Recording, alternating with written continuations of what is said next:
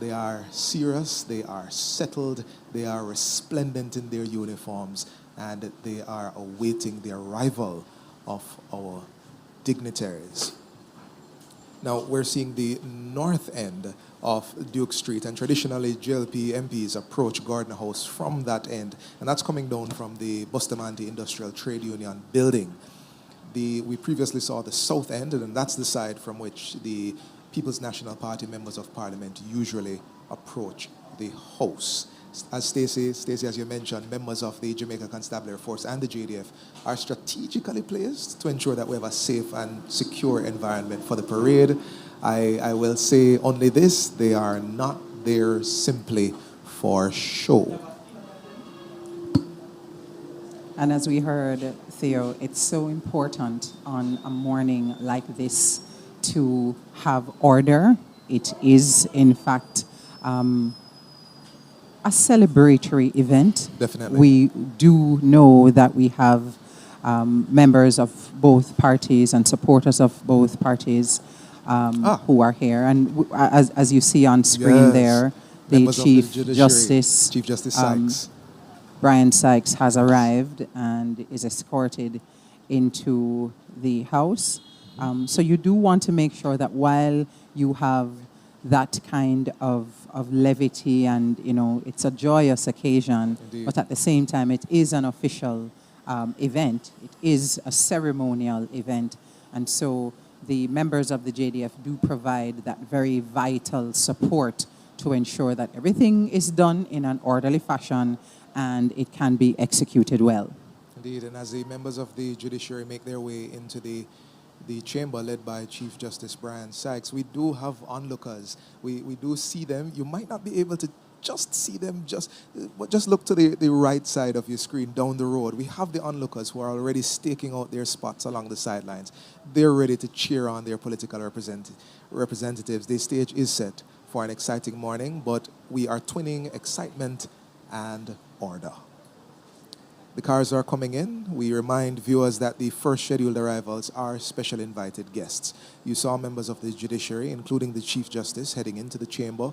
There are representatives of the diplomatic corps. There are other high-ranking officials, and they are required to be seated before the Deputy Governor General arrives.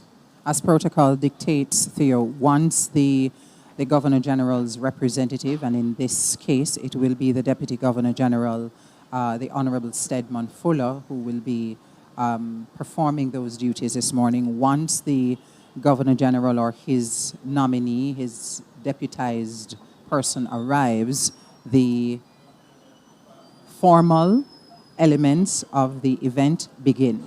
Yes. When we do see the Governor General arriving, we're going to take you through all that will be happening. There is strict protocol surrounding his arrival and how he is greeted. We will note that the Guard of Honor will provide a royal salute. There will be an inspection of the Guard of Honor, and we will talk about what that means and why it's important. And as we mentioned earlier, we do have two very knowledgeable gentlemen who are part of the JDF who have joined us to help to add a little bit of color to that aspect of this morning's ceremony, so people can really understand and feel proud of the role that the JDF plays in ceremonies such as this. We are standing by just about now for the arrival of the Commissioner of Police, and once he arrives, shortly thereafter, we will have the arrival of the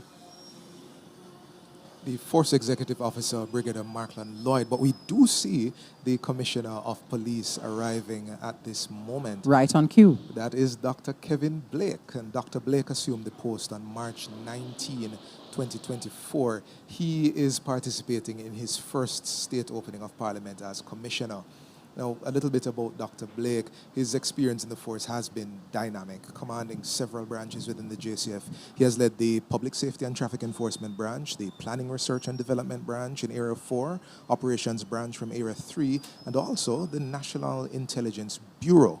He also served as Assistant Operational Officer at the St. James and Kingston Central divisions. So Dr. Blake has had a storied career. He has a PhD in Sustainable Development from the University of the West Indies, Mona. He has a Master of Science in Computer-Based Management Information Systems and a bachelor's degree with honors in Computer Science and Mathematics.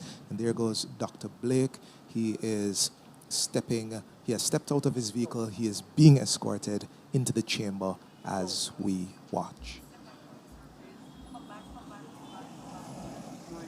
I mentioned that we are also expecting, following Dr. Blake, who has now arrived, the Force Executive Officer who will be representing the Chief of Defense Staff, Rear Admiral Antoinette Weems Gorman today, and that would be Brigadier Markland Lloyd. At any minute now, we're expecting Brigadier Lloyd to make his appearance.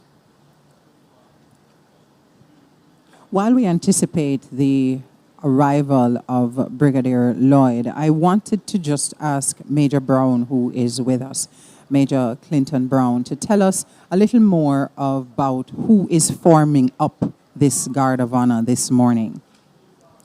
Thank you, Stacey. So the Guard of Honor is formed by the 4th Battalion, the Jamaica Regiment, and it's a full guard.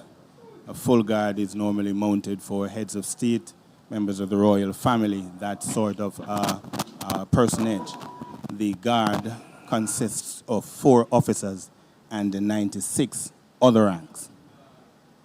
So this is a full guard of honor for this morning's parade, formed by the 4th Battalion of the Jamaica Regiment. And now we see the arrival of the Force Executive Officer, Brigadier Markland Lloyd, who is in fact representing the Chief of Defense Staff, Rear Admiral Antoinette Weems Gorman, for this morning's state event. Indeed. And Brigadier Lloyd is met, or will be met, by Major Finicky Rowe, Acting Commanding Officer of the 4th Battalion, Jamaica Regiment. Yes, as Force Executive Officer, Brigadier Lloyd is responsible for coordinating the General Staff on behalf of the Chief of Defense Staff. He also has oversight responsibility for all committee activities led by the parade commander. Red carpet. He's going to step onto the saluting dais. His job right now is to do a quick look over the troops to ensure that everything is in place to receive the Deputy Governor General, who will do a more fulsome inspection. Right. But this is now going to be a sword salute that he receives. That beautiful and dynamic aerial shot, Stacey. It is wonderful, really beautiful to see the formation of the JDF.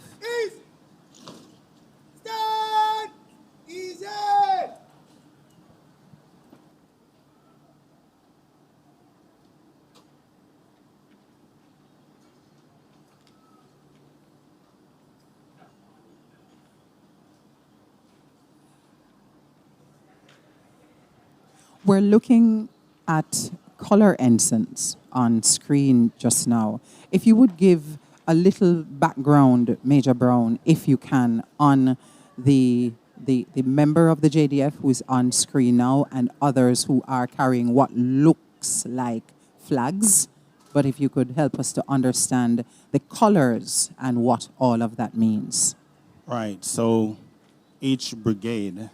Oh, just before you get into that, Major Brown, we do see the President of the Senate, Tom Tavares Finson, Senator Tavares Finson, arriving at this time and getting some obligatory photo opportunities from media who are out in their numbers to capture this very important moment for the beginning of the fiscal year.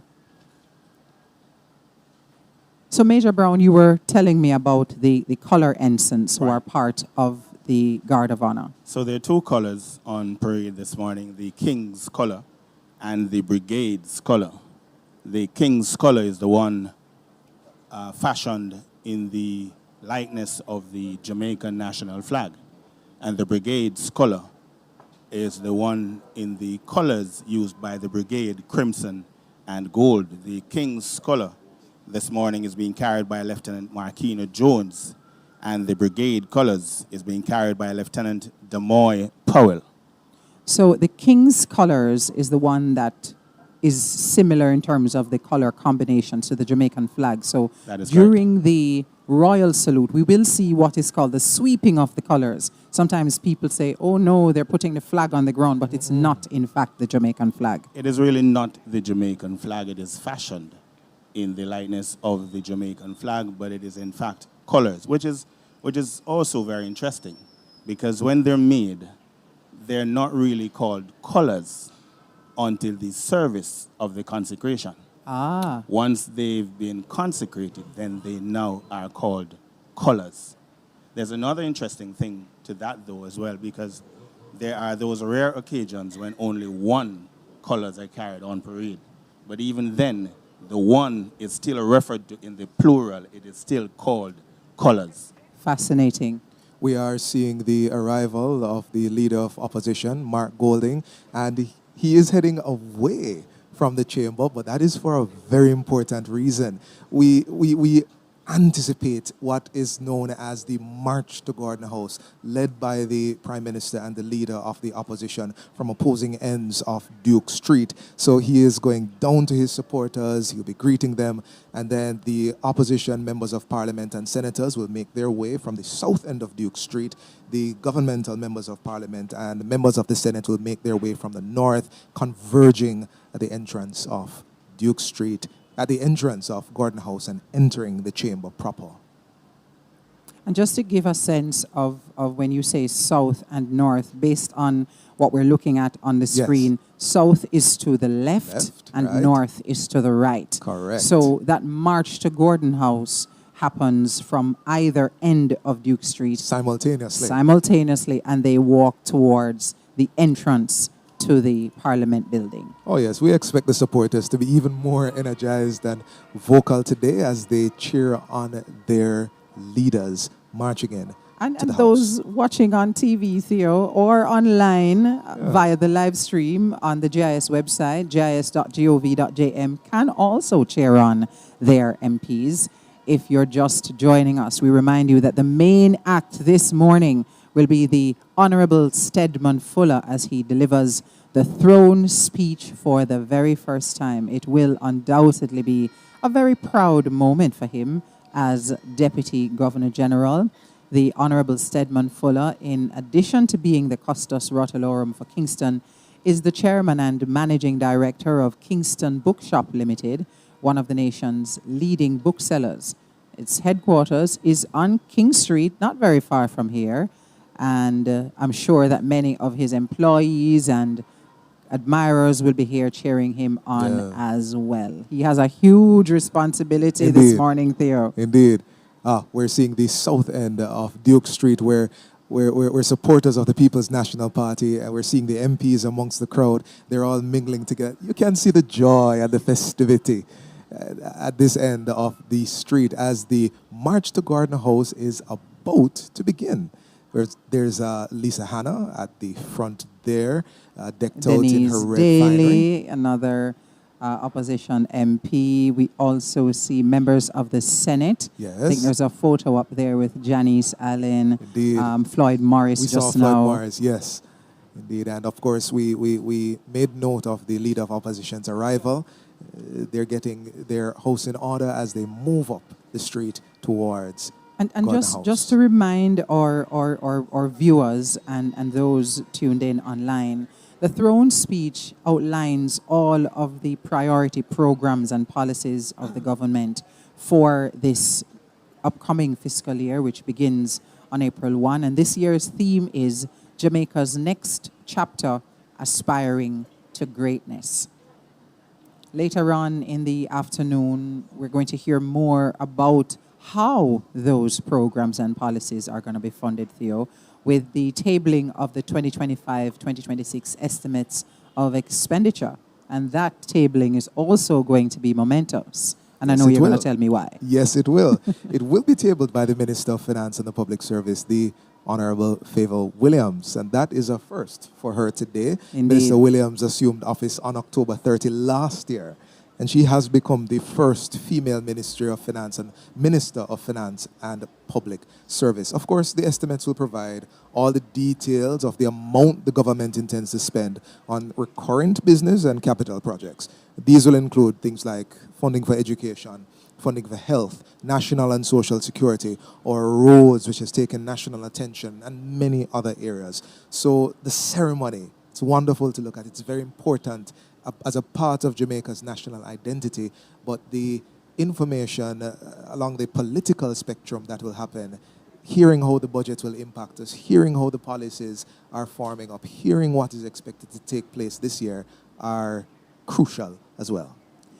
And for those watching, you might just have noticed that a member of the JDF who is forming up that Guard of Honor was escorted out of the formation. It appears he may be unwell, and so his team, as they do every time we see them on parade, they are so keen on paying attention to the members of the JDF, and so somebody escorted him, obviously, to get maybe rehydrated or whatever his medical concern was, but we really appreciate the kind of focus and attention that they place on members of their team. And here we see the Speaker of the House of Representatives. Yes, Juliet Holness arriving to the chamber. Stacey, regarding the Guard of Honor, we expect a lot from them, and we give them the utmost care. Of course. The Most Honorable Juliet Holness is the 16th Speaker of the House of Representatives since independence. She assumed office in September 2023, and her key responsibilities is to uphold the rules, or what are properly referred to as the standing orders of the House, and to ensure that the rights of all members of Parliament are protected. That's right, that's right. You know, Stacey, Parliament is composed of 63 members of Parliament alongside 21 senators. There are 49 at this moment. There are 49 government members of Parliament and 14 opposition members of Parliament there. And together, all together, that comprises Parliament, the governing body of our nation. Absolutely beautiful shot on our screen just now. Really great work by the team to give us just a taste of how beautiful it looks. I mean, when you're here in person, it's all the more wonderful, but it's good that we can actually show the rest of Jamaica how beautiful it really is. We see the streetliners standing further at attention. I don't know if I'm saying what they are doing right now correctly, Captain Dose, but they have shuffled out of their stance at attention into a more attentive phase. What do we expect is happening now? All right, so they are preparing for the arrival of the Governor General, and so they have to be in a position to give the royal salute. And so there are drills that they have to go through to prepare, and as you see, His Excellency's representative, the Deputy Governor General, is on his way, so they have to be ready before they arrive for that salute. Thank you so much for that. And we see the accompaniment of mounted escorts, Major Brown, and just walk us through, let's anticipate what's going to happen in the next few minutes. Right, Stacey. So when the Deputy Governor General arrives, he will be met by Brigadier Markland Lloyd, who is representing Vice Admiral Antoinette Weems Gorman, and he will escort the Deputy Governor General to the saluting dais, where he will receive a royal salute. Now, that royal salute is for the head of state. He's representing the head of state, the Governor General, and so once he ascends the saluting dais, he will be afforded this royal salute, where the national anthem will be played, and the uniformed members who are on the ground will also give that salute. And that anthem will be played by the massed bands and the Jamaica Regiment Corps of Drums.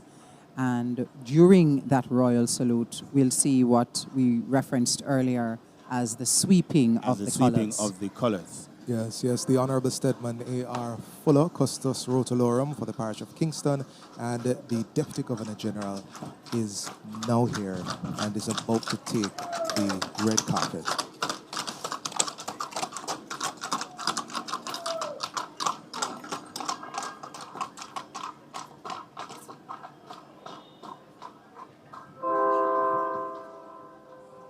Force Executive Officer Brigadier Markland Lloyd introducing the Deputy Governor General to another senior member of the JDF, and together they walk down the red carpet to the saluting dais.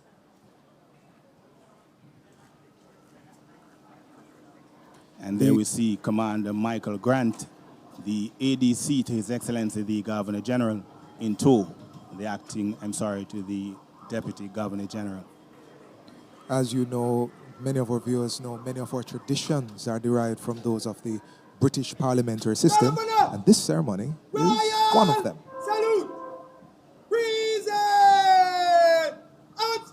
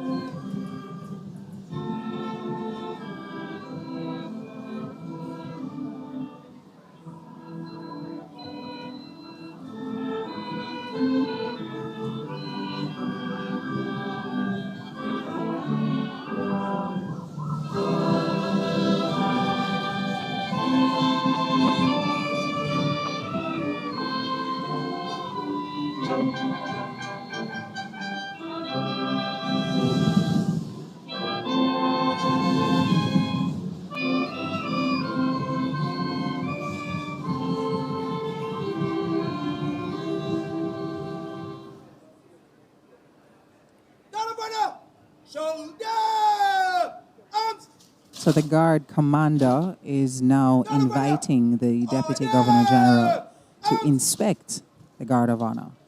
Tell us a little about the significance of this aspect of the parade, Major Brown, that inspection of the Guard of Honor.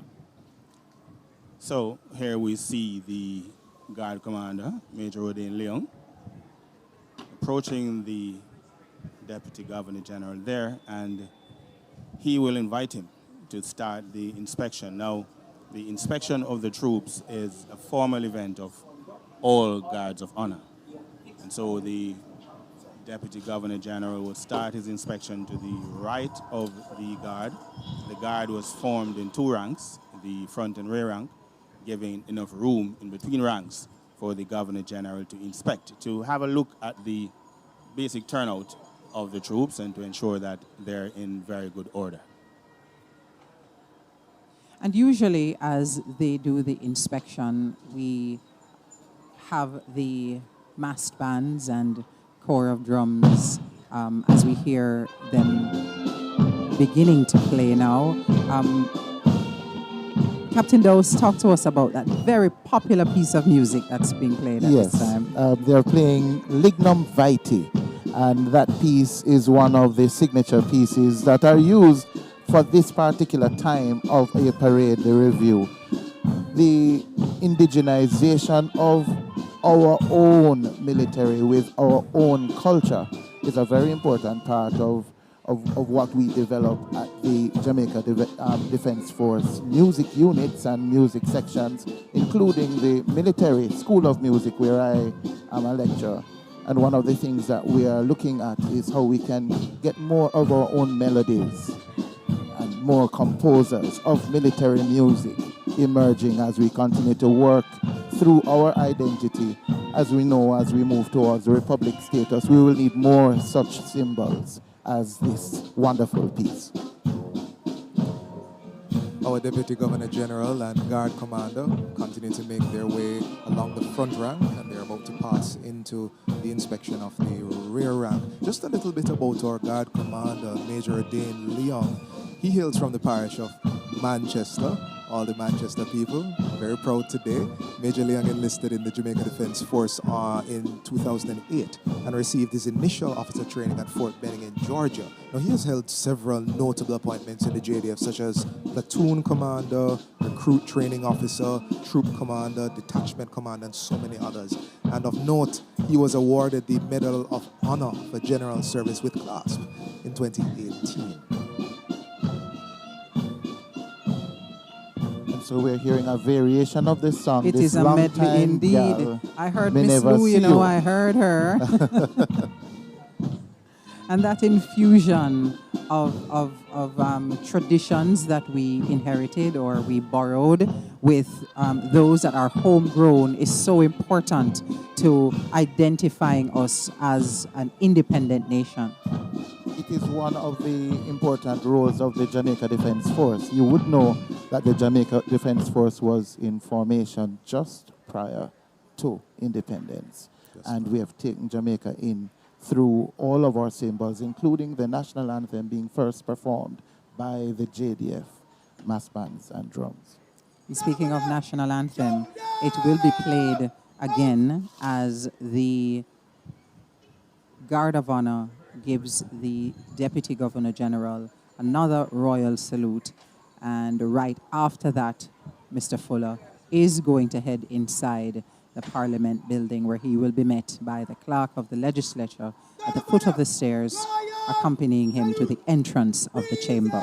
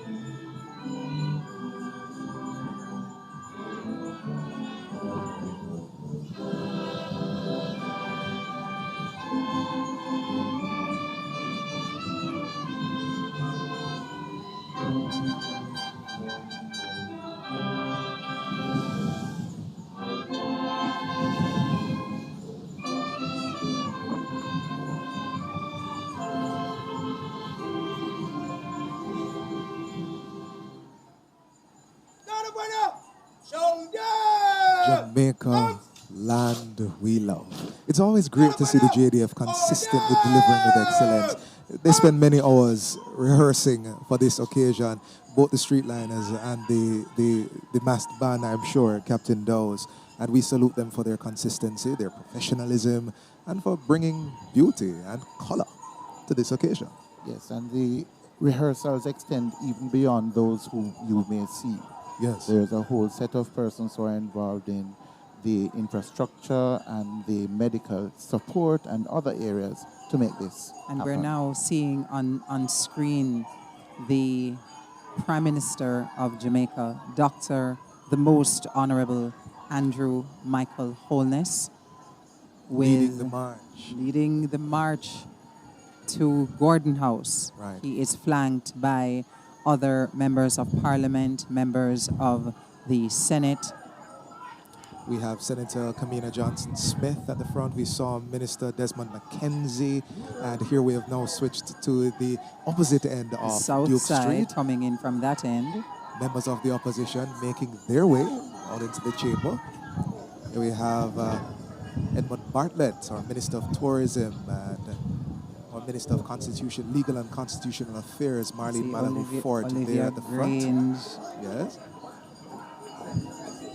And our camera crews are doing a wonderful job in keeping us in time with the movement of both parties as they approach Indeed, the there's Parliament Prime building. Minister Dr. Andrew Holness. We had briefly seen Dr. Angela Brown-Burke, the Member of Parliament for St. Andrews South Western, a while ago.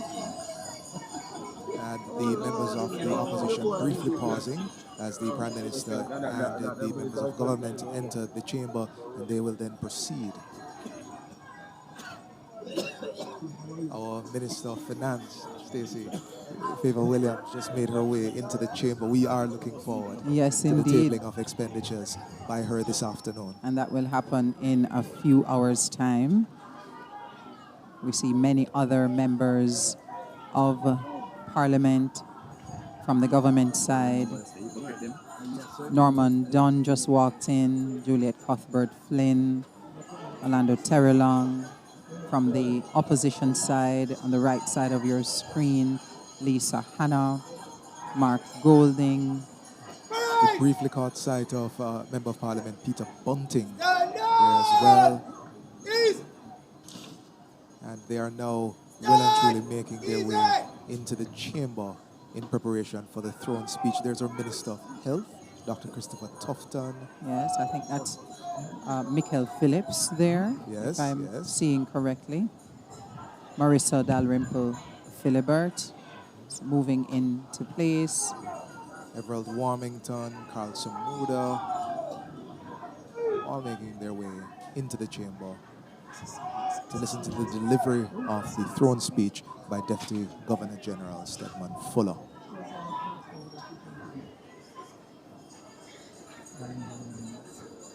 Just a little insight as to what happens inside the Parliament building. After Mr. Fuller headed inside the building, he would have been met by the clerk of the legislature at the foot of the stairs, who will then accompany him to the entrance of the chamber. A flourish of trumpets would then be played to announce the arrival of the Deputy Governor General and signal the start of the official ceremony inside the house. Captain Dawes, you had... Yes, the trumpet party is going to be under the direction of the bandmaster of the Jamaican Military Band, Warrant Officer Class 1, Paul Johnson. Right. He will be doing a flourish called Gordon House. Gordon House. How fitting. We briefly saw some live action from inside Gordon House, and now we're back to it. Members of Parliament, members of the Senate. There's Damian Crawford entering, and Julian Philip Caldwell. Robertson, Philip Caldwell, Fitz Jackson. Indeed. Robert Miller there entering, all making their way into the chamber. You're seeing that live action from inside Gordon House. The members of the House of Representatives and the Senate, which together form the Parliament, gathering again to hear the throne speech delivered this year by Deputy Governor General, the Honorable Stedman Fuller. Here comes the trumpet flourish, Gordon House.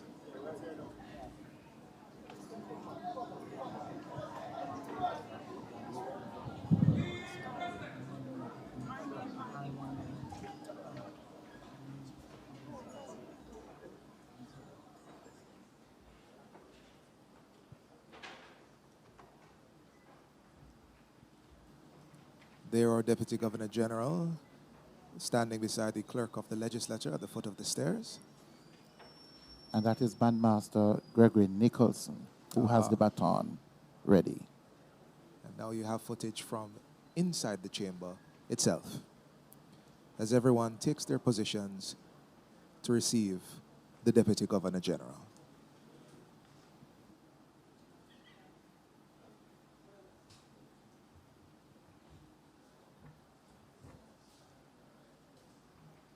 Be seated, please.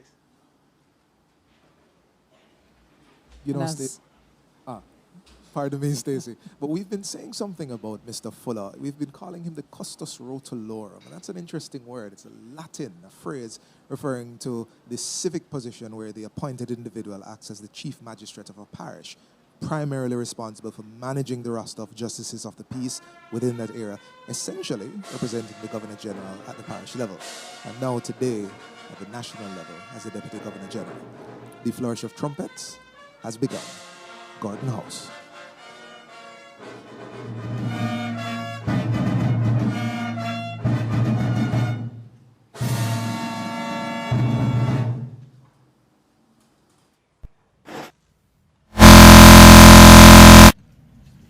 Honorable Stedman Fuller. Commander Order of Distinction.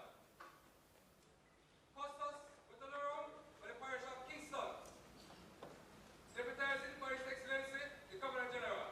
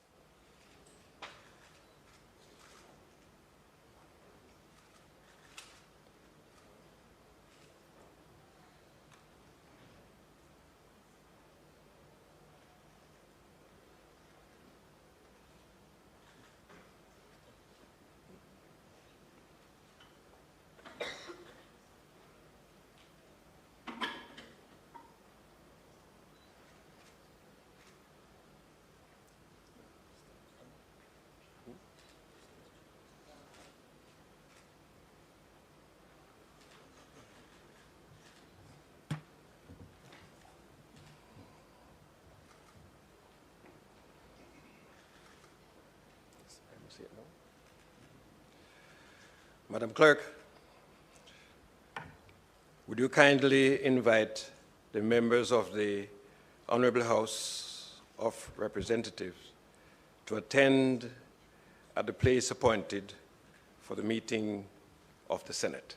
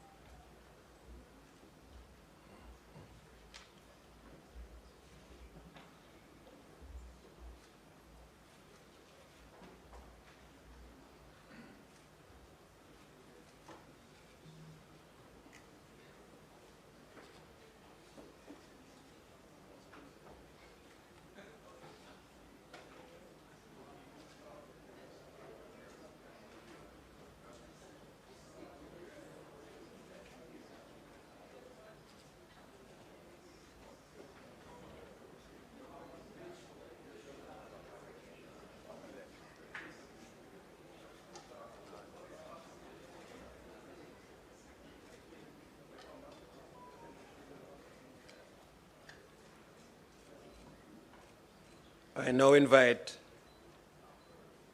the President of the Jamaica Council of Churches to say a prayer.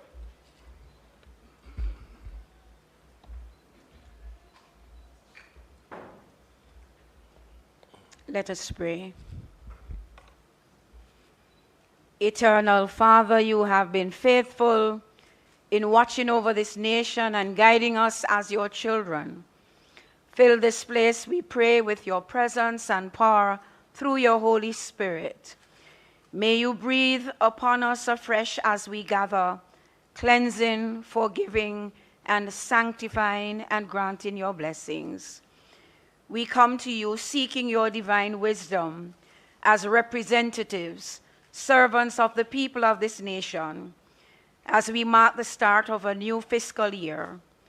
Following in the noble tradition of those who since 1962 have recognized your sovereignty over all things, we pause to acknowledge with gratitude the privilege, the honor bestowed upon us in partnership with you to bring into effect the vision of justice and truth that is your will for our land.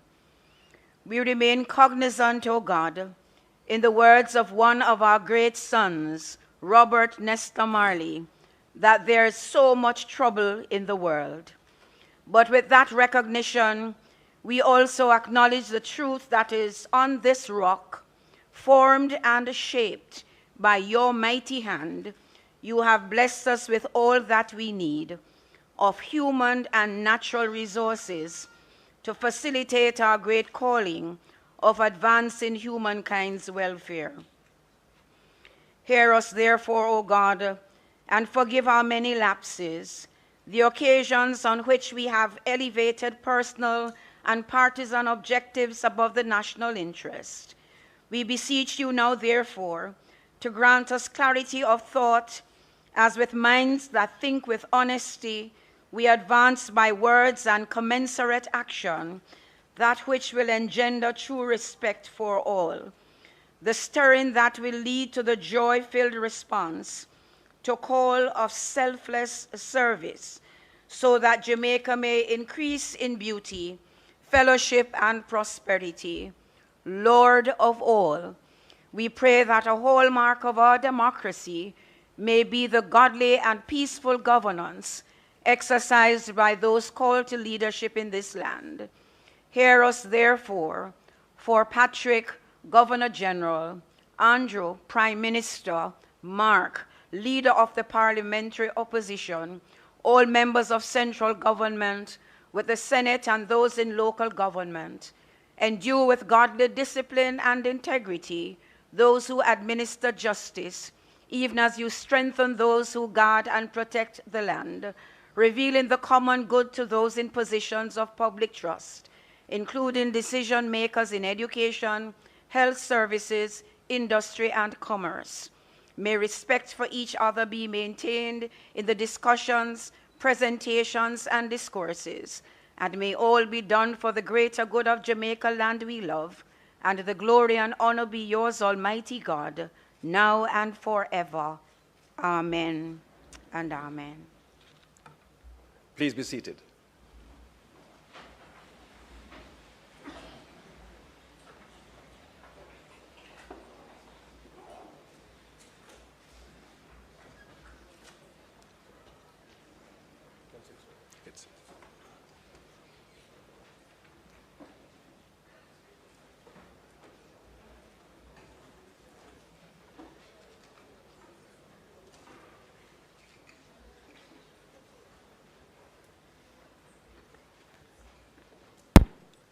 A proclamation under the Constitution of Jamaica by His Excellency, the Most Honorable Sir Patrick Linton Allen, Member of the Order of the Nation, Knight, Grand Cross of the Most Distinguished Order of St. Michael and St. George, Commander of the Order of Distinction, Knight of Grace of the Most Venerable Order of the Hospital of St. John of Jerusalem, Governor General of Jamaica. Whereas it is provided by subsection 1 of section 64 of the Constitution of Jamaica that the Governor General may at any time, by proclamation published in the Gazette, prorogue Parliament. And whereas, in accordance with subsection 5 of section 64 of the said Constitution, I am advised by the Prime Minister that it is expedient that Parliament be prorogued.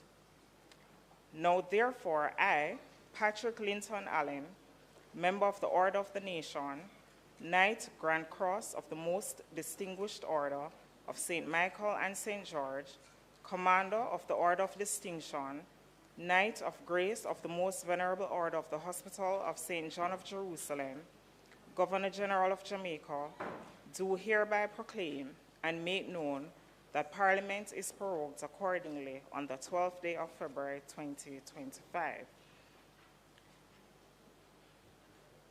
Given on behalf of the Governor General, under the hand of the Honorable Sedman Alvin Rideout Fuller, Commander of the Order of Distinction, Custos of Kingston, appointed Deputy Governor General, pursuant to Section 30, subsection 1 of the Constitution of Jamaica, by instrument under the Broad Seal on the 31st day of January 2025, and under the Broad Seal of Jamaica at King's House, this 10th day of February in the year of our Lord, 2025, and the third year of the reign of His Majesty King Charles III. God save the King.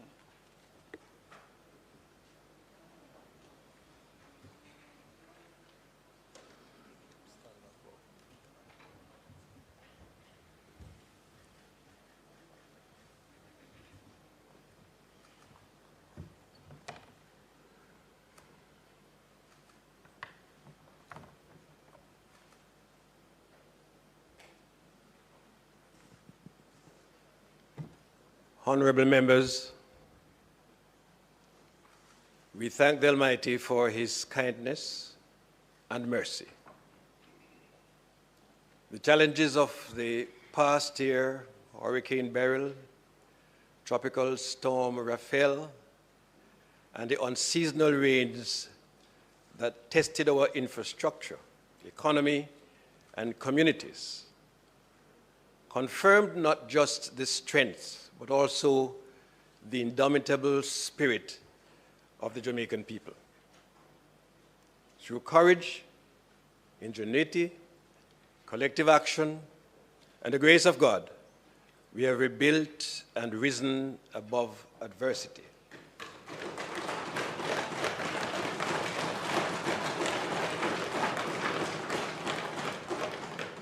We place our trust in the Almighty's promise.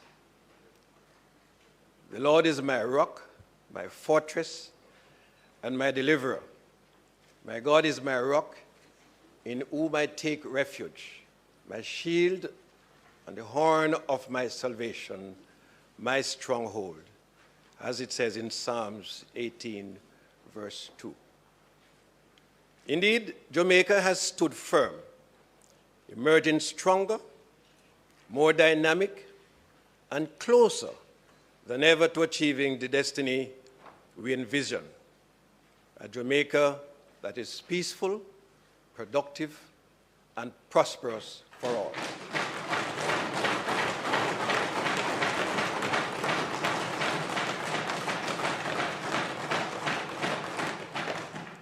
Today we gather as a stronger, more prosperous Jamaica, ready to embrace boundless opportunities. By every measure, we are indeed writing the next chapter in our post-independence development journey.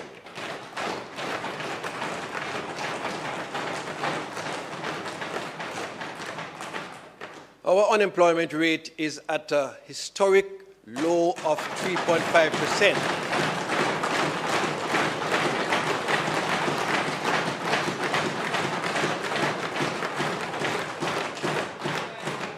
Empowering more Jamaicans with opportunities to strive. Our debt to GDP is targeted to be below 70% at the end of March 2025. And that's the lowest since the 1970s.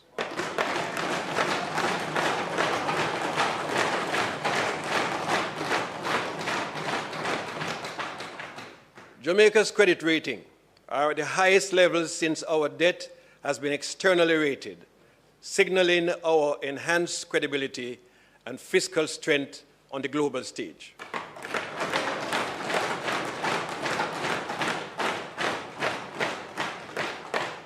We are now just 3 upgrades away from achieving investment grade status.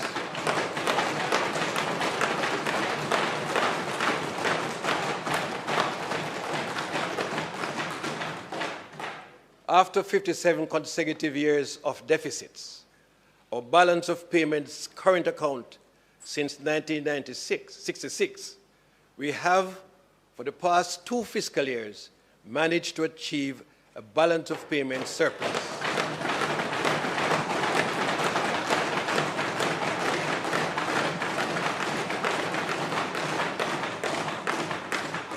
Our net international reserve closed 2024 at US $5.6 billion.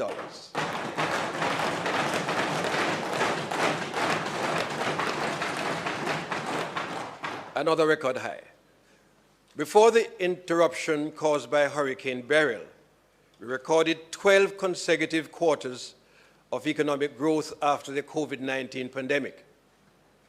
Business confidence has rebounded by 7.3% over last year.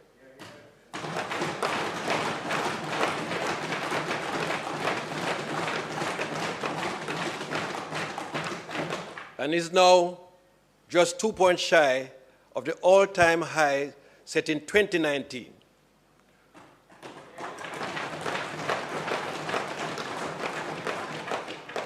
Consumer confidence has also rebounded, increasing 4% over the previous quarter.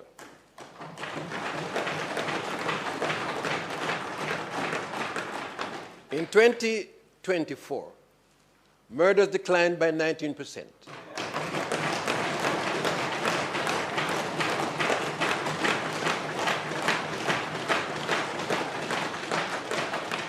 Following an 8% decline in 2023.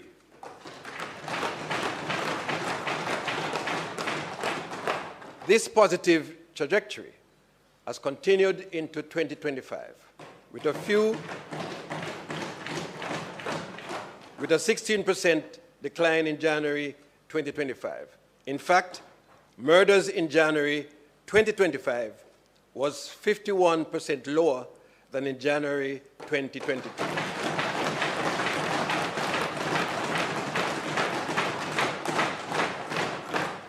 Jamaica is safer today than at any time ever in the past 2 decades.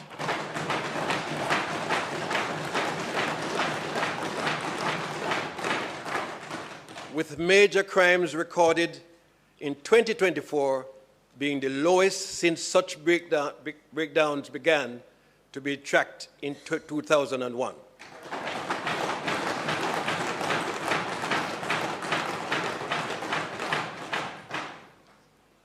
Honorable members, as we reflect on these remarkable achievements, let us recognize that they are not merely milestones of progress, but stepping stones towards an even brighter future.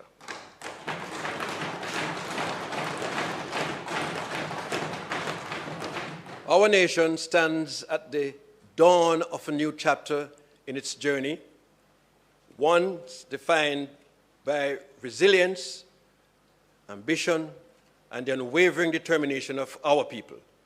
Together, we have weathered storms, risen above challenges, and set the stage for a transformative era of growth and prosperity.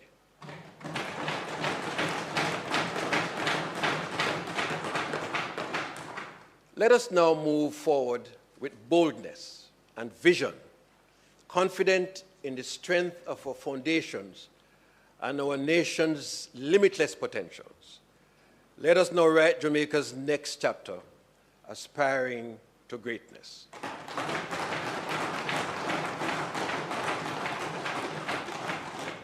Honorable members, as we continue our journey to implement a customer-centric ecosystem within the public sector, we are determined to improve public sector efficiency, governance, and accountability through innovative performance reporting systems.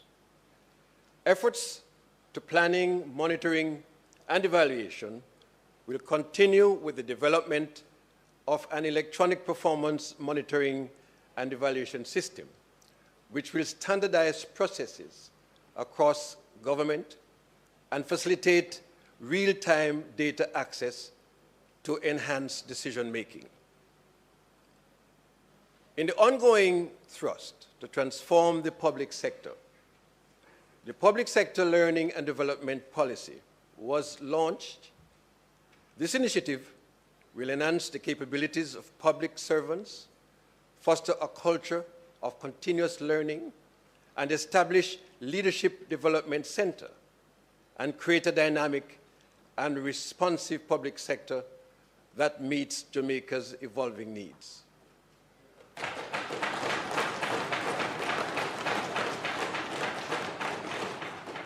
Honorable members, the government remains committed to transforming Jamaica into a digital society, ensuring that unique digital identity is available to every citizen.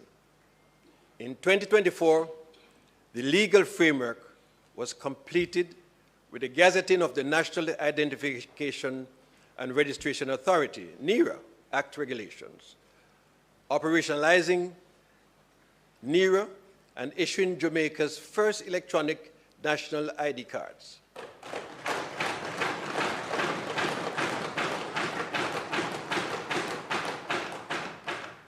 To strengthen digital privacy, 1,056 data controllers applied for registration with the Office of the Information Commissioner by December 31st, 2024. Additionally, the government has developed a national cybersecurity framework and cyber incident response plan in recognition of growing cyber threats. Digital services continue to expand with the development of a proof of life application, which will be introduced shortly to simplify verification by pensioners.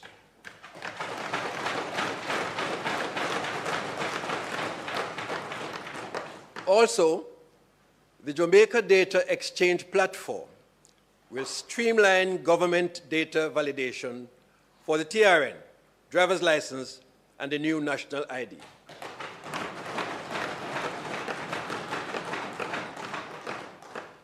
Honorable members, significant progress has been made in financial management, social support, and operational efficiency. For the first time in Jamaica's history, the reverse income tax credit programs provided $20,000 each to 347,133 eligible citizens.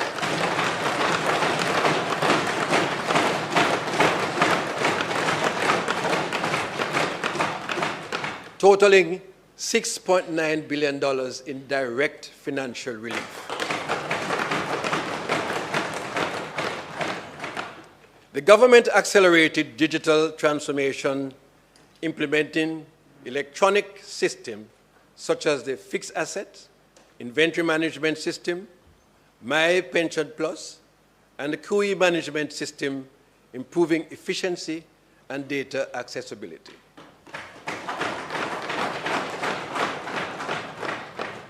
The securitization of revenue from Norman Manley International Airport raised $480 million, supporting infrastructure development and debt reduction.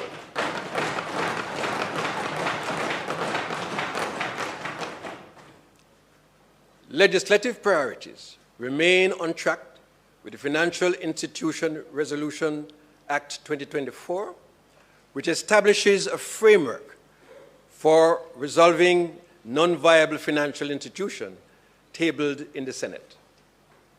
The Cabinet approved the amendment to the Public Procurement Act, which will enhance efficiency when they are passed.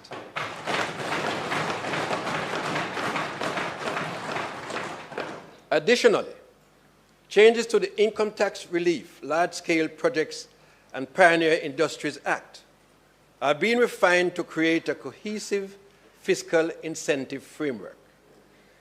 For 2025-2026, priorities include modernizing parliamentary operations with a legislation management information system to streamlining bill and document management. Additionally, the repeal and replacement of the Pension Superannuation Fund and Retirement Scheme Act will advance private pension reform, ensuring benefit security and effective industry regulation.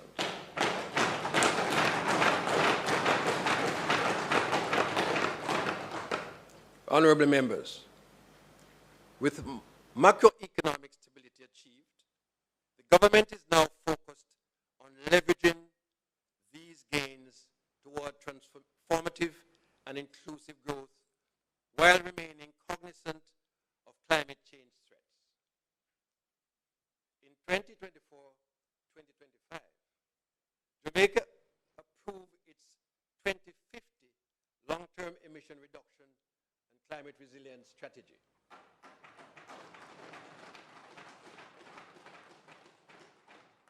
And continues mobilizing funds for adaptation and mitigation projects across key sectors. Investing in resilient and sustainable infrastructure is crucial for economic growth and quality of life. Under the Urban Spaces Program, the Portmore Resilience Park is scheduled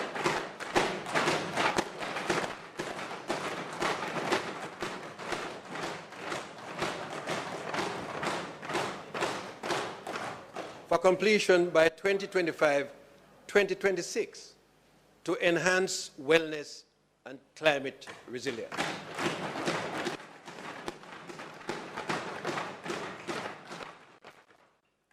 The government has delivered 280 housing units with 648 rooms, impacting 968 individuals across 57 constituencies under the new social housing program.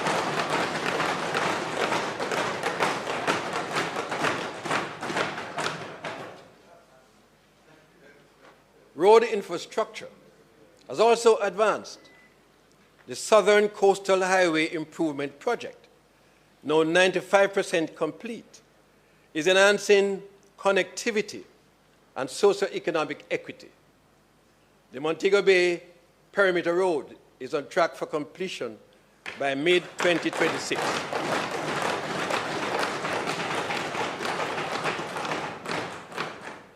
The urban areas under the Special CAPEX program integrated upgrading of roadways, drainage, water, sewage, and broadband infrastructure for selected corridors in Kingston, St. Andrew, and St. Catherine continues.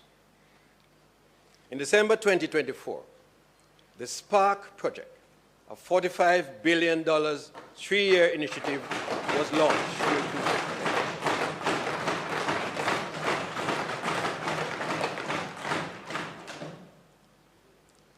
To improve secondary, local, and community roads while upgrading water infrastructure. Work will be underway on 126 roads across all constituencies by March 2025.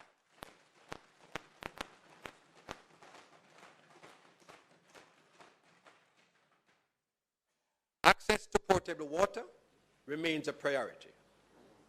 Construction of the Rio Cobre water treatment plant begins in March 2025.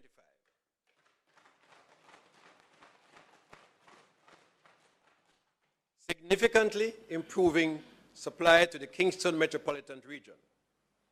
13 rural water supply projects have already benefited 13,500 citizens, with the 2025-26 year expansion set to impact 45,000 more.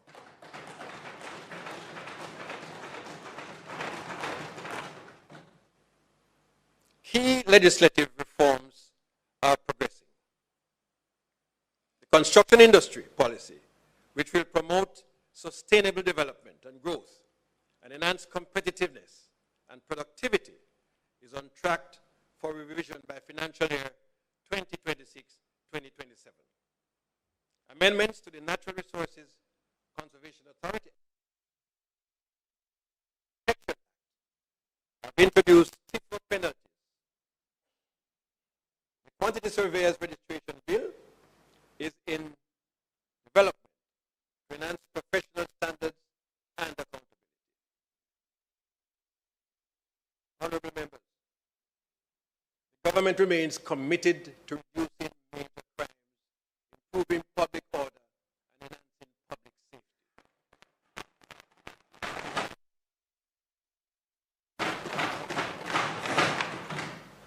Significant progress has been made in modernizing Jamaica's anti-crime policies and legislative framework to achieve these goals in accordance with Plan Secure Jamaica. The amendments to the Major Organized Crime and Anti-Corruption Agency Act and the Interpretation and the Interception of Communications Act have strengthened investigative tools, enabling more effective action against organized crime and firearm offenses.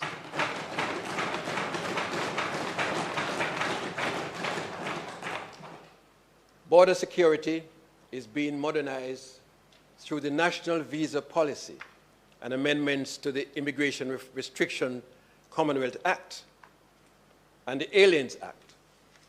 The review of the National Correctional Services Policy and Corrections Act also reinforces the government's commitment to offenders' rehabilitation and reintegration.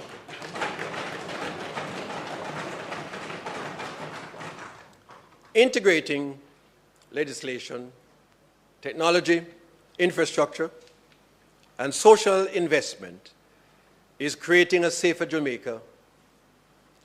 The Jamaica Eye CCTV network is expanding, and the C5 Security Business Solution contract is advancing data-driven policing.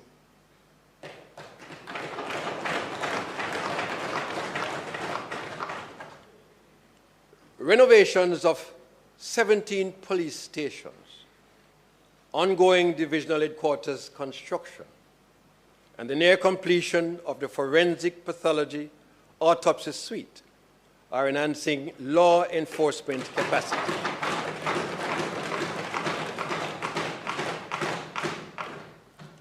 For the 2025-2026 year, legislative priorities include updates to the Firearm Act to include a framework for plea negotiations, among other things.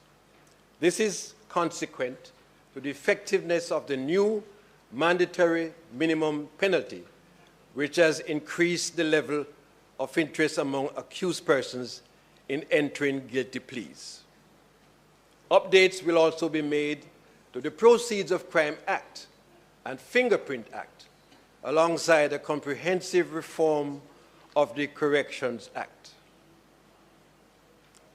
The Child Offender Rehabilitation and Social Reintegration Strategy will also be launched to support transformative justice.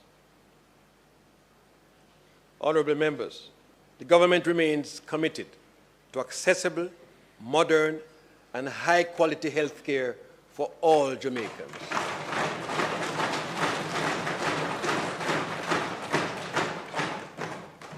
In 2024, Jamaica achieved a historic milestone by eliminating mother-to-child transmission of HIV and congenital syphilis,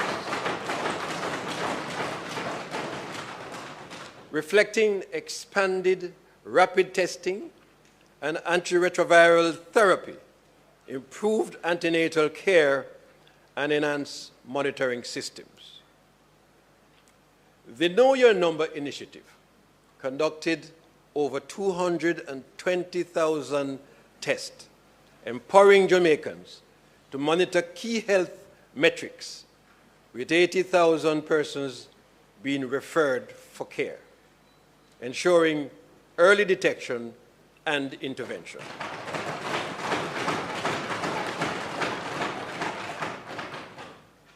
To strengthen the healthcare workforce, the government launched the Barry Wint Memorial Scholarship, investing Jamaica $2.5 billion to support 607 medical technology, nursing, and biomedical engineering students.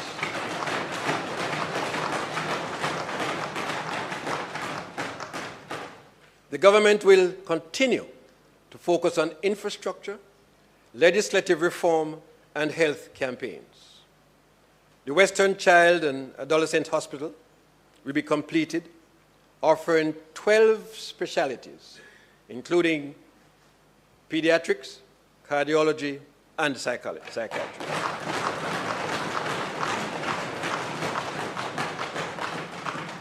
The Spanish Town Hospital redevelopment, valued at $5.5 billion, and Cornwall Regional Hospital rehabilitation, along with health center upgrades, including Greater Portmore, valued at $660 million, Old Harbour, valued at $930 million, and St. Jago Park, valued at $704 million, are enhancing healthcare access.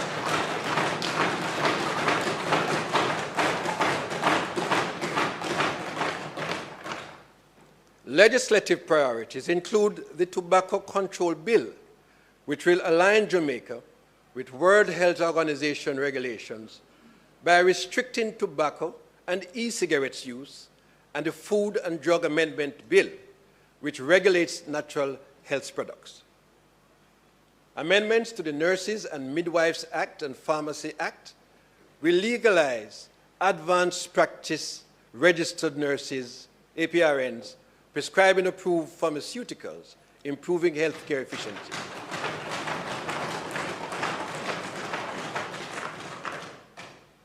Honorable members, the government continues to make remarkable strides in education, skills development, and digital transformation, key pillars of Jamaica's national development. Importantly, progress is ongoing in implementing the 365 recommendations from the Jamaica Education Transformation Commission report, the Patterson's report.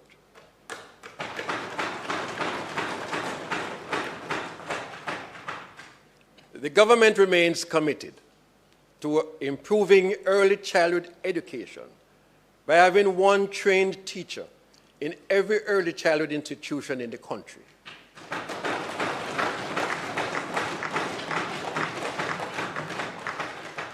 Notably, the government has also expanded the number of shadows working with our special needs children. In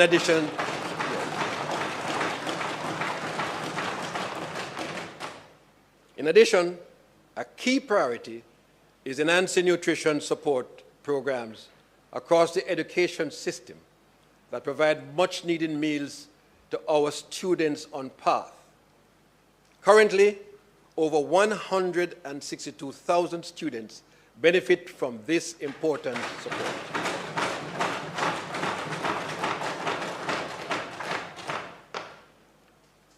The digital transformation, broadband access, now reaches 68% of schools, with 260 information communication technology, ICT labs, and 21 science, technology, engineering, and mathematics, STEM labs at the primary level.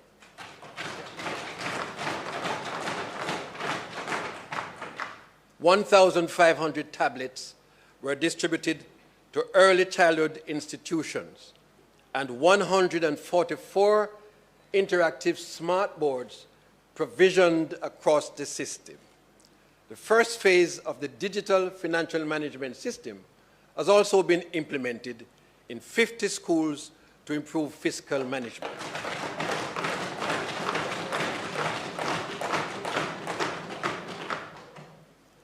Legislative priorities include revisions to the Jamaica Teaching Council Bill to establish teacher licensing, amendment to the Education Act 1965 to update principal and board appointments, and continued progress on the Jamaica Tertiary Education Commission Bill for tertiary regulation.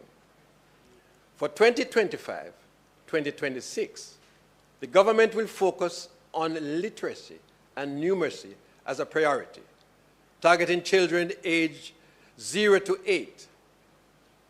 There will also be the implementation of a special education policy to ensure equity and inclusivity, and expansion of the education management information system to have schools for real-time monitoring and attendance.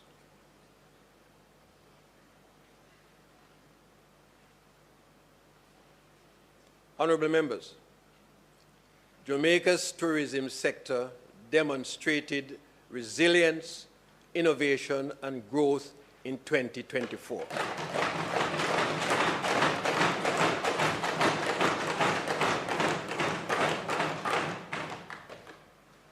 It overcame challenges, including travel advisories and severe weather, to welcome 4.1 million visitors, generating US $4.3 billion in revenue.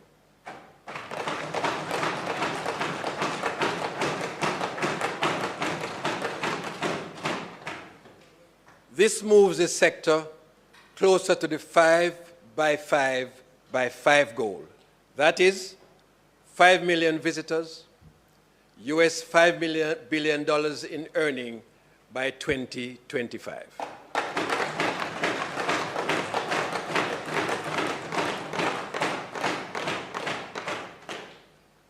Tourism investments continue to show strong growth.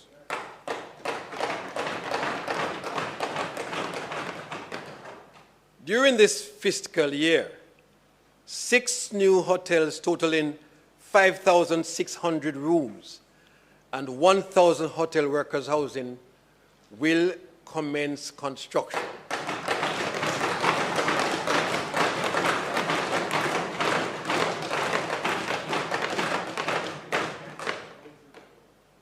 When completed, this will bring foreign direct investment of US $2.5 billion and 10,000 new jobs.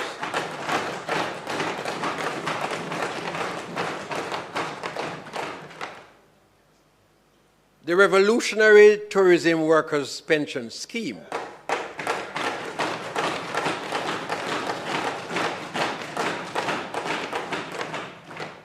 has now surpassed 10,000 registrations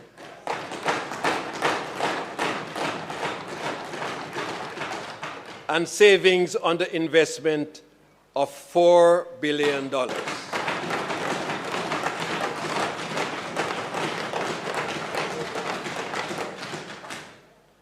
This success reflects strategic planning, robust partnerships, and a focus on sustainability and inclusivity.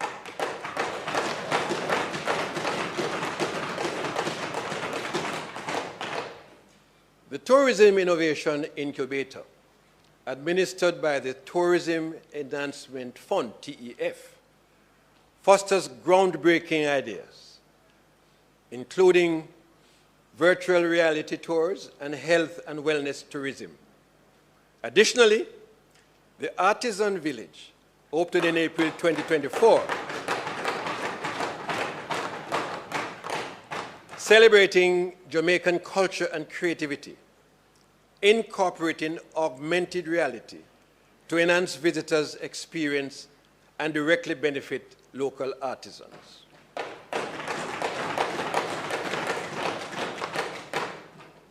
The government is committed to reshaping tourism through 1, digital transformation, automating licensing applications, and training access to boost efficiency and stakeholder engagement.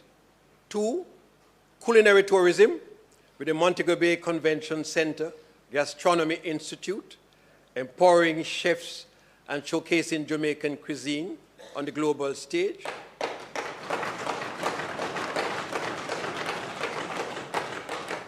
And 3, diversification, targeted Latin America, Asia Pacific, and the Middle East, while expanding African American engagement in the US.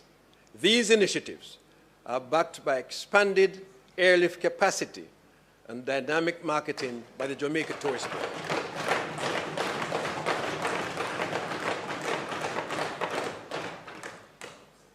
Honorable members, we take pride in the strides made in the agriculture, fisheries, and mining this financial year.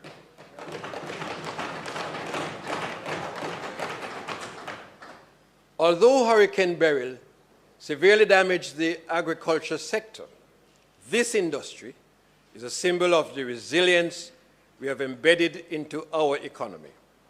Shortly after the hurricane's passage, the government was able to implement the Jamaica $1.4 billion disaster recovery program for our farmers and fisher folks.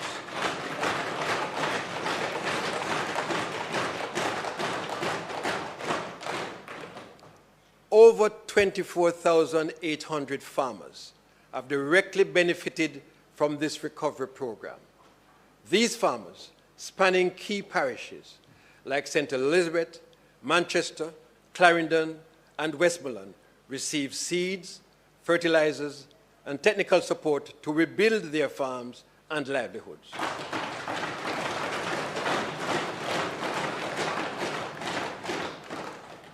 An additional 6,000 beneficiaries were supported through the efforts of the Jamaica Commodities Regulatory Authority, JACRA, the Banana Board, and the National Fisheries Authorities, bringing the total number to over 30,000 farmers and fishers.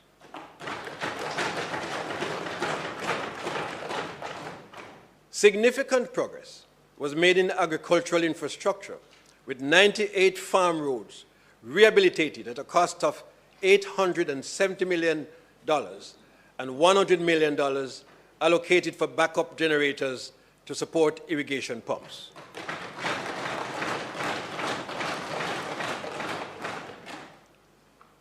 The Southern Plains Agricultural Development Project will bring 795 hectares under irrigation by 2025-2026.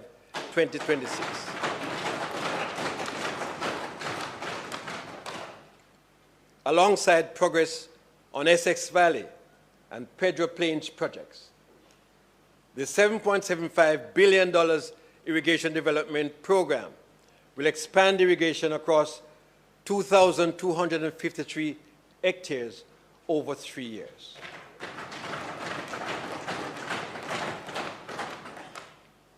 Investments in alternative fisheries and aquaculture yielded 663 metric tons of production in 2024, while export expansion initiatives target a 25% increase through export clinics, pest-free zones, and value-added products.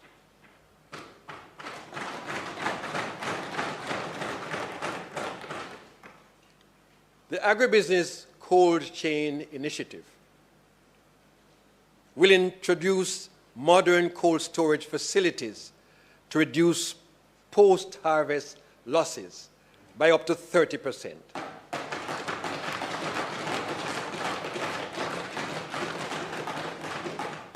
While the Agricultural Wardens Program will recruit 200 wardens to protect farmers and their livelihoods.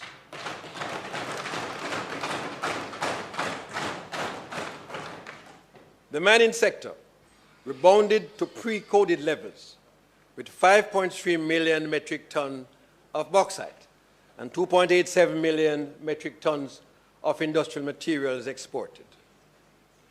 Key legislative reforms in 2025-2026 will include amendments to the Predel-Lasny Act, the replacement of the Plants Quarantine Act with the Plant Health Act, and the Minerals Industry Act. Honorable members, the government continues to drive economic growth and exports by working with local manufacturers and service providers, including those in the micro, small, and medium-sized sector. The export thrusts include activities to develop existing and find new markets for Jamaican products and services.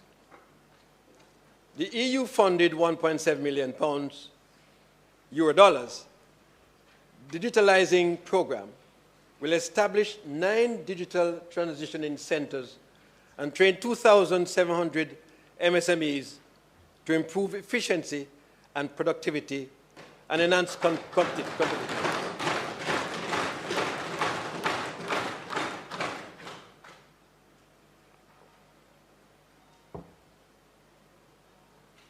The Export Jamaica platform, launched to provide market intelligence, global access, and compliance information in over 190 countries, has attracted 2,400 visitors and 10,000 page views, and has registered 80 businesses so far.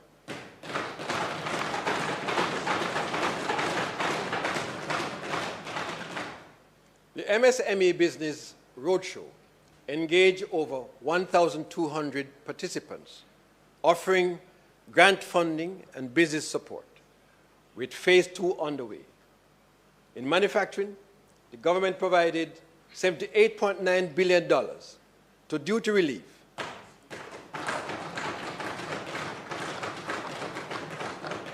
to business under the Productive Input Relief Program, which seeks to reduce business costs and boost productivity. The Common External Tariff, set suspension on lithium batteries, supports the ongoing development of the renewable energy sector.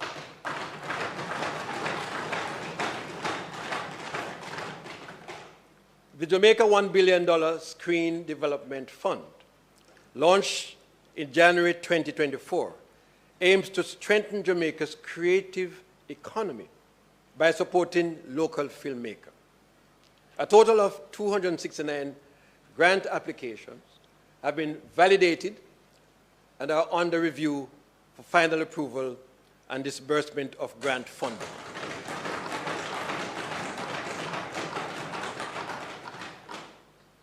Key legislative advancements include the finalization of the Joint Select Committee of Parliament's review of the Security Interest in Personal Properties Act, SEPA, to improve financing for business, and the Segregated Accounts Companies Act 2024 to expand the financial services sector by attracting operators from outside of Jamaica.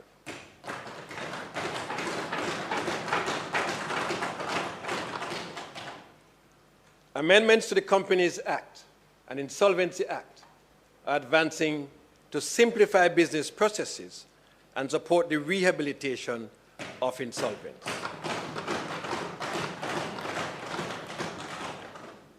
Jamaica continues to position itself as a financial services hub to attract greater international investment and high-value jobs. Significant progress has been made on the Jamaica International Financial Services Authority legislative suite. The Limited Liabilities Companies Act, the Partnership General Act, and the Partnership Limited Act are being amended to comply with global standards.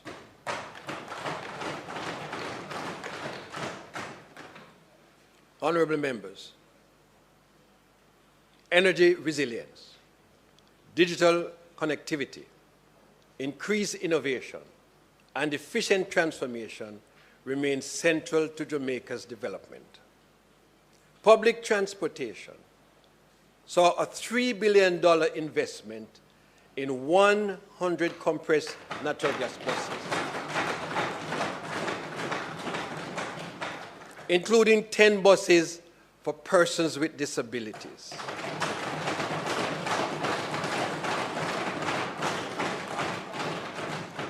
And reducing cost and supporting clean energy goals.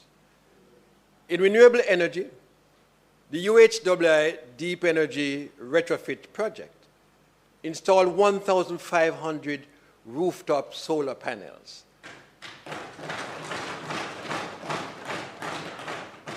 saving 1.5 million kilowatt hours annually, while the recent award of 100 megawatt of renewable energy projects moved Jamaica closer to 50% renewable by 2030.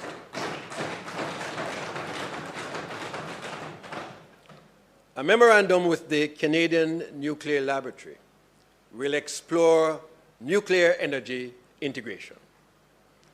Jamaica will become the first small island developing state, SID, in the Caribbean with a UNESCO Ghost Spin Science, Technology and Innovation country profile, which will guide the national ST&I policy. The Nurturing Early Scientific Thinking, NEST, initiative is equipping early childhood education with STEM kits and activity books.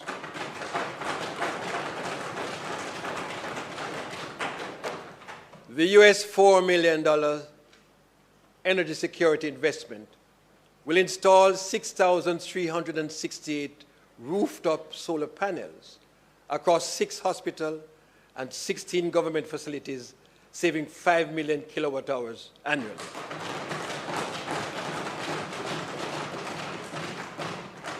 Infrastructure upgrades include the Ian Fleming International Airport, enhancing runway, terminal, and flight capacity to support tourism growth.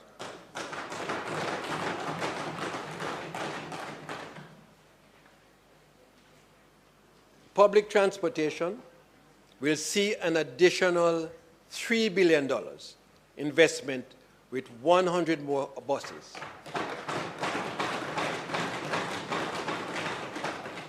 Procured and slated for delivery by July 2025.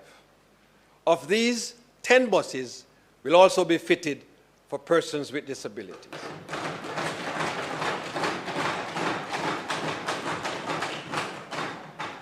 This will bring the total investment in improving this mode of public transportation to 250 buses in 24 months.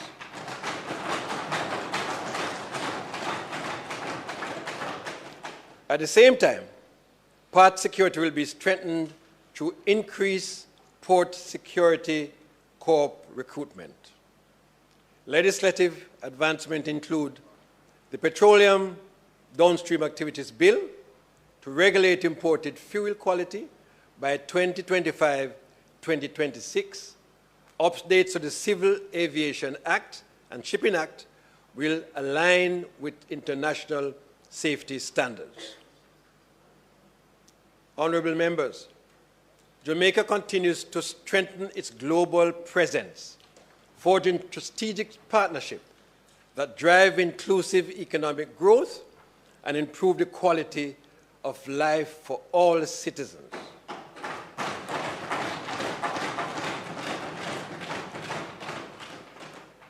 Through international cooperation, the country has secured critical investment in climate resilience, digital technology, energy and food security, health, education, and disaster management. In 2024, bilateral engagements yielded $47 million for capacity building.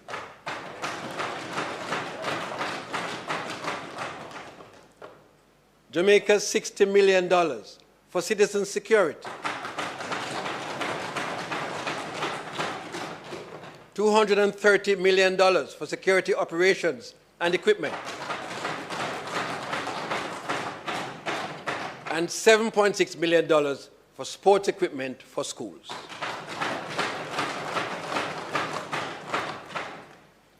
Agreements were also secured for a research vessel valued at $1.2 billion.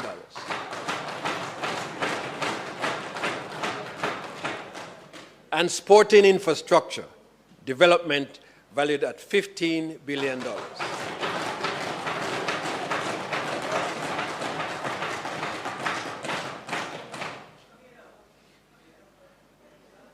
Jamaica continues to thank international partners and the diaspora for the global solidarity in disaster response as we mobilize over $525 million to aid recovery efforts.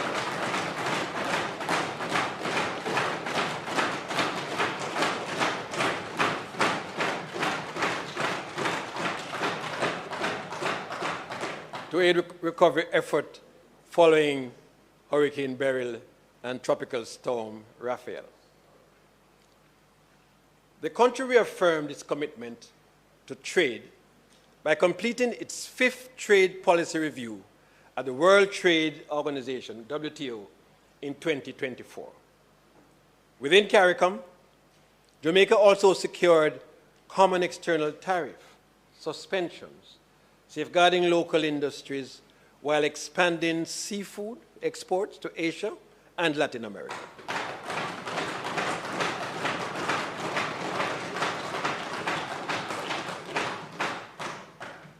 Jamaica continues to champion its interests globally, strengthening its role within international organizations. This year, Jamaica will be seeking re-election to the International Maritime Organizational Council. In July 2025, Jamaica will also assume the chairmanship of CARICOM Conference of Heads of Government, leading initiative in peace and security, digital innovation, food security, and health, while advancing the Caribbean single market and economy.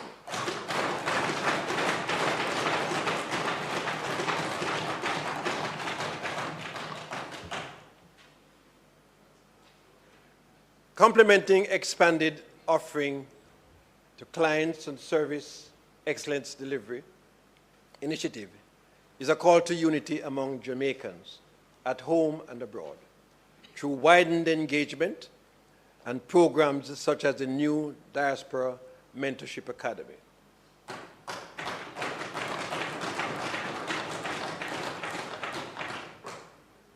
Honorable members, the Ministry of Justice remains committed to access and equity through modern infrastructure, inclusive services, and legislative advancement. In the past year, construction began on a state-of-the-art center in Hanover, a $200 million investment that will provide restorative justice, victim support, and mediation services.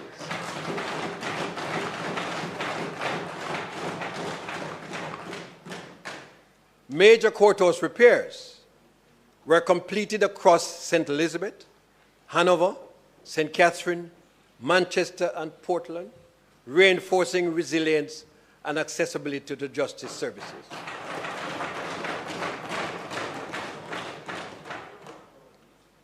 Over 1,000 individuals accessed legal aids through fairs, and more than 100 incarcerated persons with mental illnesses received legal representation. Justice professionals received Jamaica Sign Language training to improve access for persons with disabilities.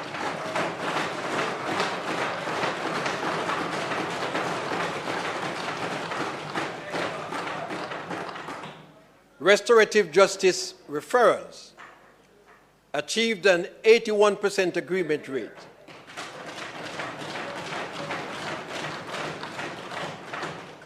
While over 700 young people, ages 12 to 17, were diverted from the formal court proceedings toward rehabilitative treatment plans.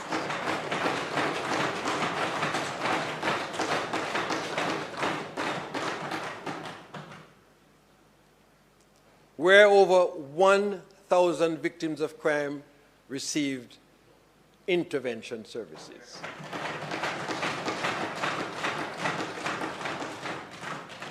The government is advancing the construction of the St. Thomas Judicial Court Complex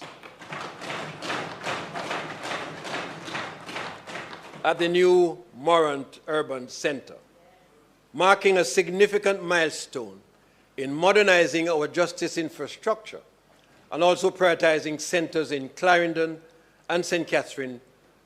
Work is also expected to commence on the Manchester Regional Judicial Complex.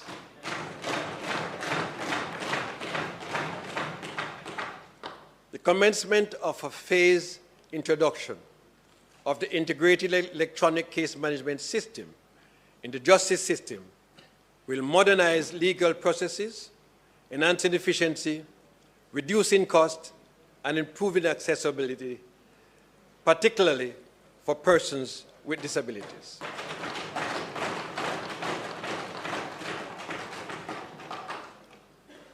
The Ministry of Justice has made substantial progress on several legislative matters.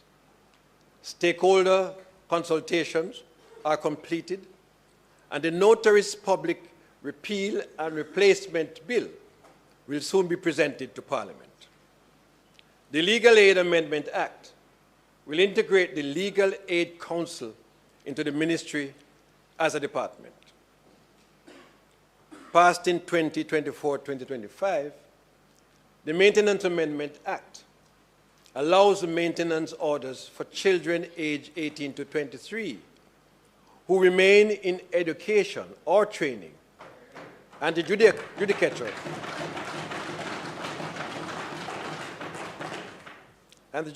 Rules of Court Amendment Act, passed in 2024-2025, grants greater flexibility to the Rules Committee of the Supreme Court. Honorable members, the government is making historic strides in transforming its legal and constitutional landscape, guided by a vision of self-determination and modernization.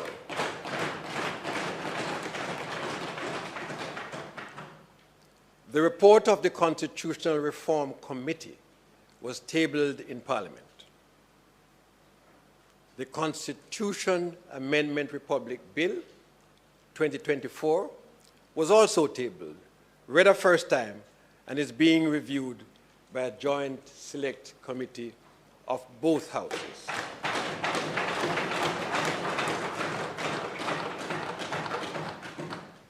This is the most advanced step taken towards achieving the national goal of replacing the monarch as head of state and establishing Jamaica as a republic.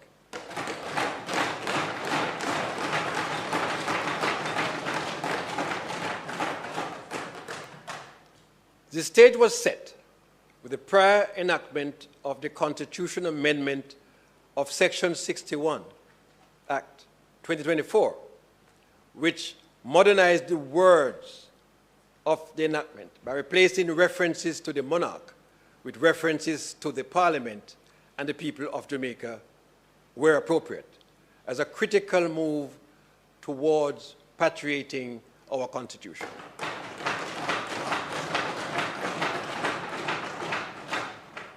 In 2025-2026 legislative year, the remaining steps will be taken to pass the Constitution Amendment Republic Bill 2024 and then have it approved by the people.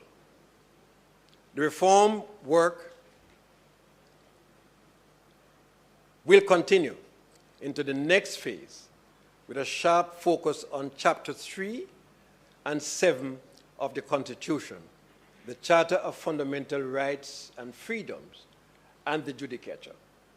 The people of Jamaica will also be provided the opportunity to have their say on the matter of Jamaica's final court.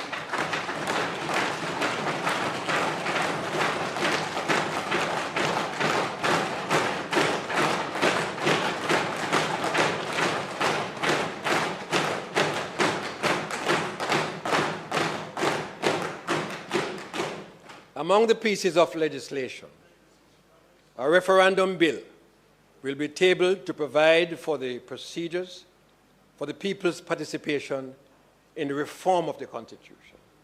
Work is also far advanced to revise the Law Revision Act to establish a new framework for revising and publishing our laws in digitized form, among other things.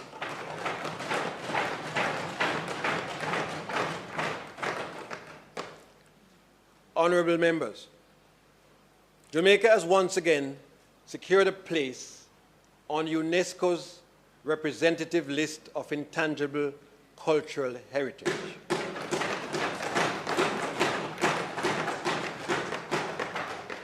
With a pilgrimage to Wat Town inscribed in 2024.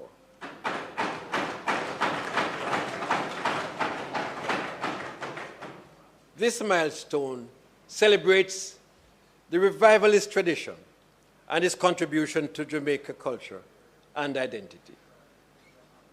In November 2024, the government partnered with Guardian Life Limited to launch Jamaica Entertainers and Creatives Insurance Plan.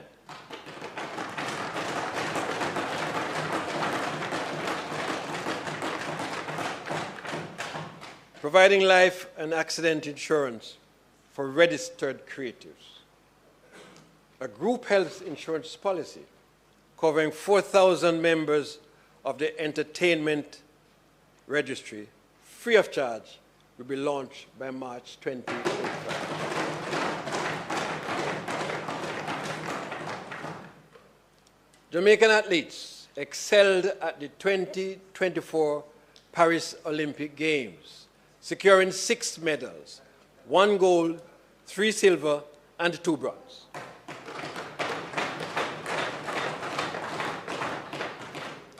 Roger Stoner's gold an Olympic record of 70.00 meters in the discus throw marked Jamaica's first ever medal in this event.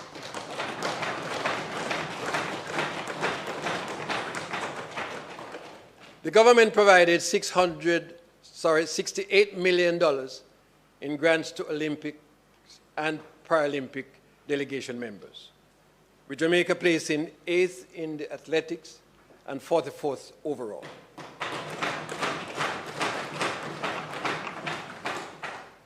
The National Stadium Redevelopment Project will break ground in early 2026 with construction spanning 3 years.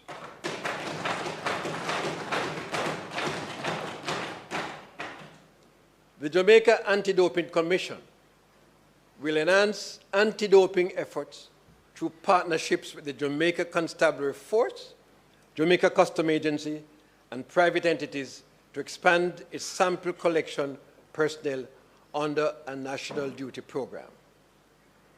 Legislative reforms are advancing with amendments to the Jamaican National Heritage Trust Act to strengthen heritage protection, expected to be completed in 2025-2026 years. The government will revise the Legal Deposit Act to ensure publishers deposit literature, audio videos, and other works to the National Library of Jamaica. The Cinematograph Act, which became operational in 1913 and was last amended in 1969, will be reviewed to ensure compatibility with changes in the film industry.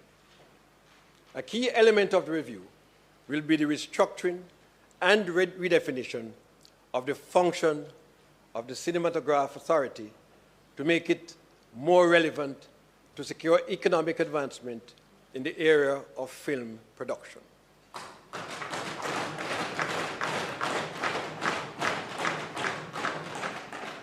Honorable members, the government continues to strengthen social, regulatory, and governance frameworks to enhance community development and quality of life. Jamaica has fully adopted new residential, fire, and international building codes, with extensive training provided to municipal corporation and agencies. The Jamaica Fire Brigade will also modernize forensic fire investigation through partnership with UWI and specialized training. Support for the vulnerable remains a priority. Over 337,000 meals and care packages have been distributed to the homeless.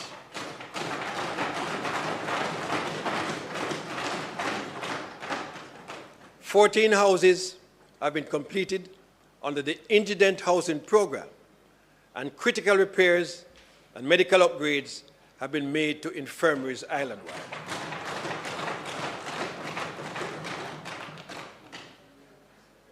Youth empowerment saw record participation in the Youth Summer Employment Program.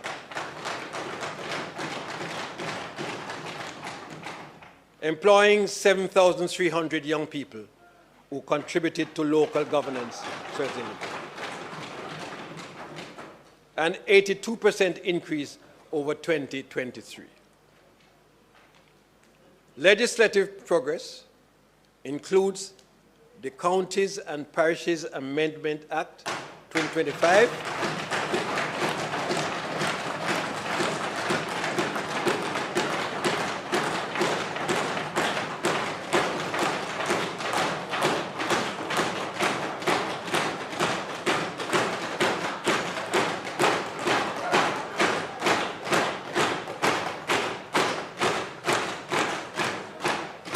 which seeks to grant parish status to the Portmore City municipality.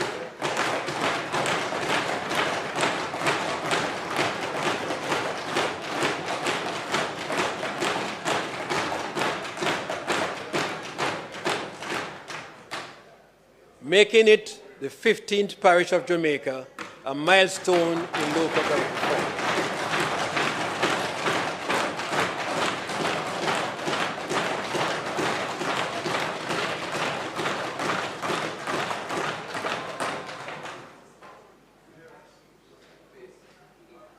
The Human Services Bill to modernize poor relief law and efforts to validate pension contribution for National Solid Waste Management Authority employees, ensuring worker welfare.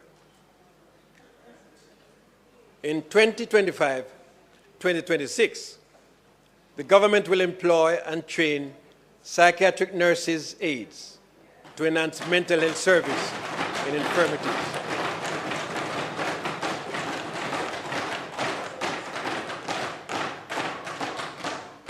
To enhance mental health services in infirmaries and drop-in centers.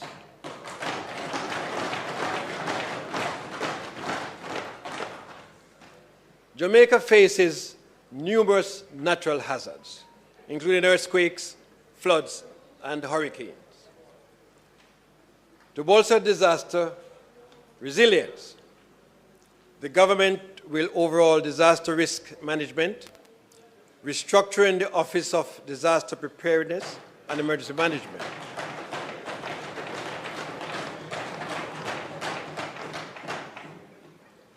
In partnership with the United Nations Capital Development Fund, the local climate adaptive living facility will channel climate finance to local governments with climate risk and vulnerability assessments, evaluating municipal disaster risk.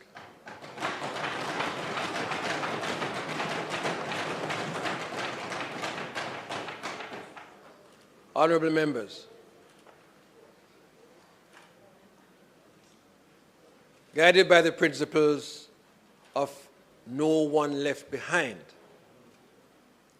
the government continues to strengthen social protection, promote decent work, and enhance productivity. In 2024, the national minimum wage increased by 15%.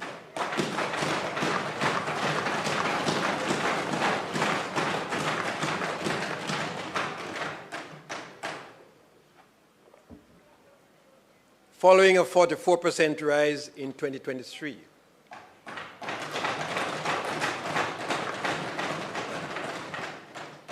Contributing to higher living standards alongside records low 3.5 unemployment rate.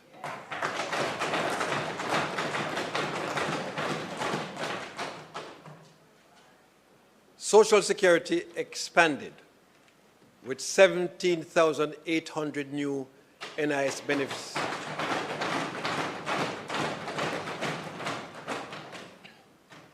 $17,800 new NIS benefits issued to new applicants, while contributions outpaced payments by $18.99 billion.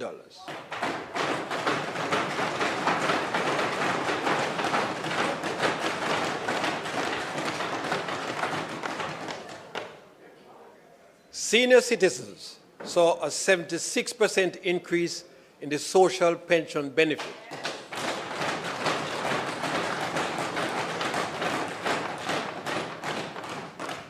From $6,800 to $12,000.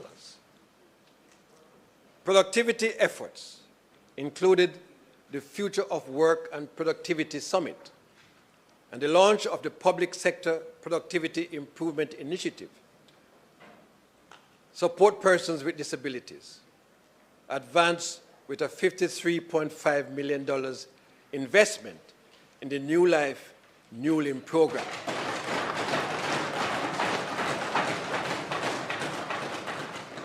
Providing prosthetic devices to 158 individuals.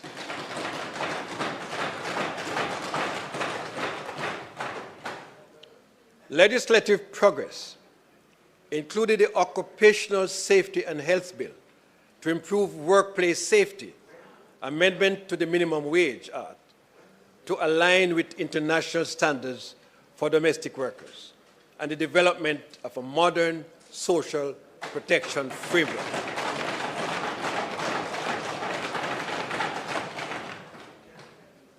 In 2025-2026, we will expand industry and academic partnerships, fostering national productivity and incentivizing private sector growth. The Social Protection for Increased Resilience and Opportunity, SPAROW, project will modernize social protections, including upgrades to social and labor market information systems. Further, the PATH program will be reformed to address design deficiencies and improve operational efficiencies in delivery.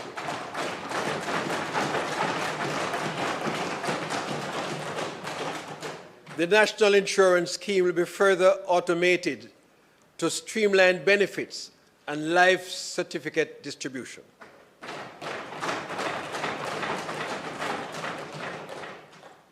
A national action plan to eliminate child labor will be introduced following the implementation of the child labor risk model. This plan will integrate public awareness campaigns and community intervention to protect vulnerable children.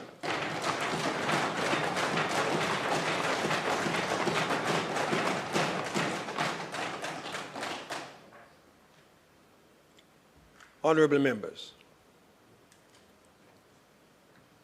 we have weathered storms.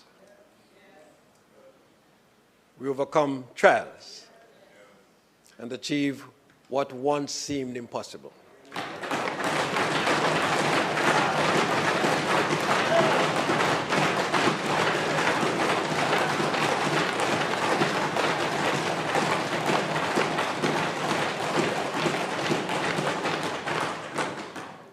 Our journey is far from over.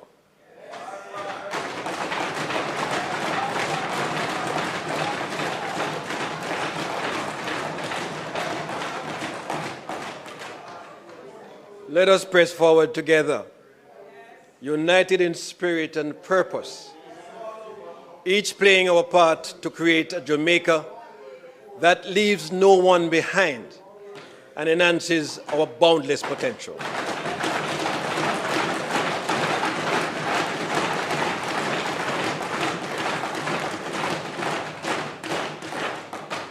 As we look to the future, let us stand resolute in our shared purpose and steadfast in our pursuit of a brighter Jamaica.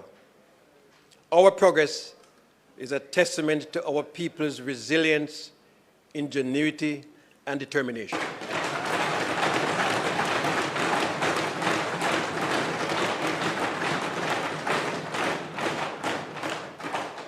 It is proof that the Jamaica we envision, a nation of peace, opportunity, equity, and prosperity, is our next chapter.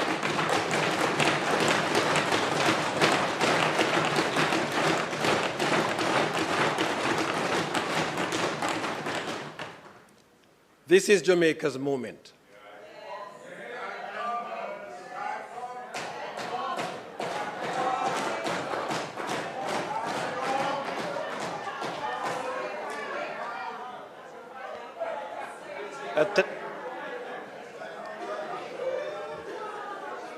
A time to harness the potential of our people. Harness the potential of our people, our resources, and our unity to achieve the greatness that has always been within our reach.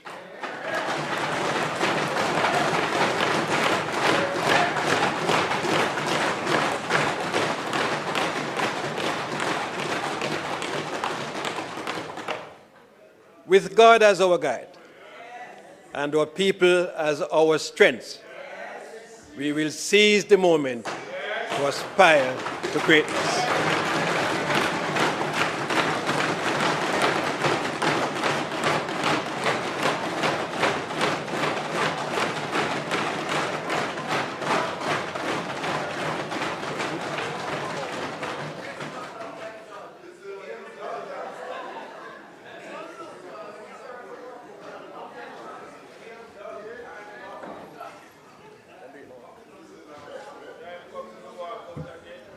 Kelly.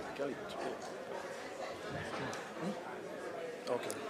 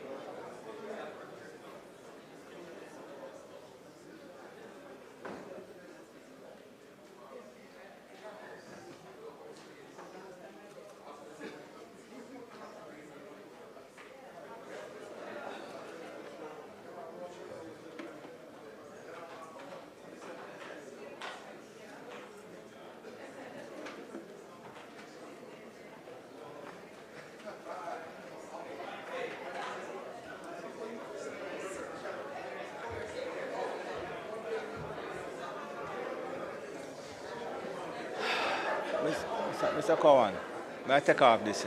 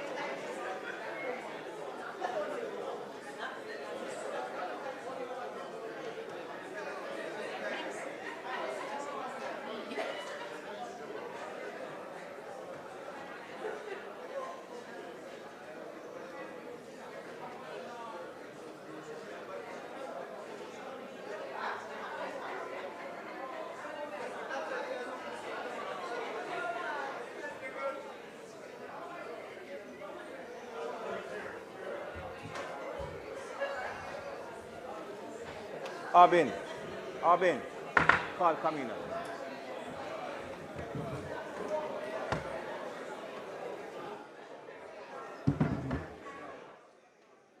Can I have my...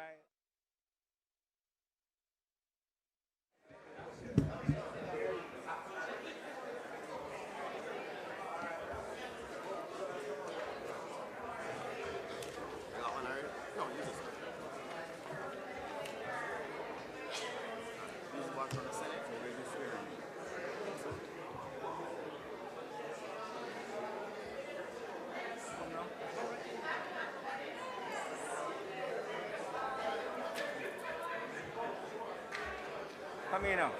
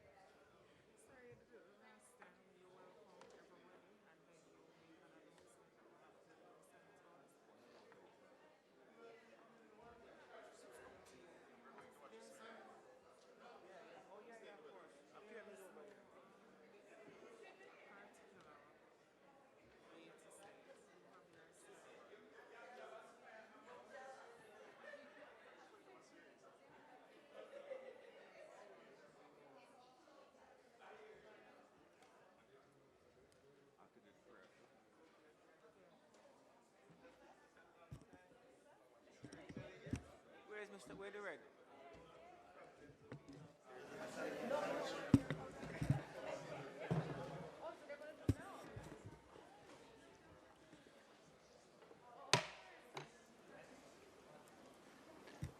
This Honorable Senate is called to order. Since last we met, the Senate has lost 2 members by way of resignation, both of whom have contributed greatly to the progress of the country through the Senate. Senators Delroy Williams and Ransford Bram have both left us by way of resignation, and I record the Senate's gratitude for their contribution.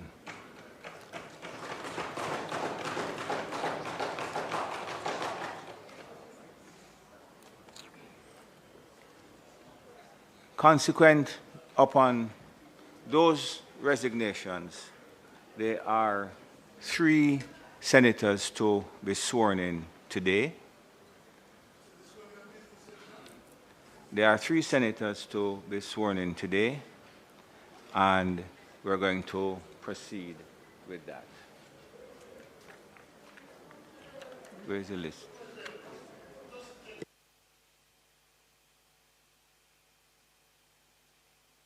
Go ahead, Senator. Normally, the session after the ceremonial opening of Parliament is a no business session. Is it intended to do business other than just the formal going through the agenda and adjourning? It is intended to swear in the new senators. They're going to be new senators? Yes. They're going to be new senators? Yes.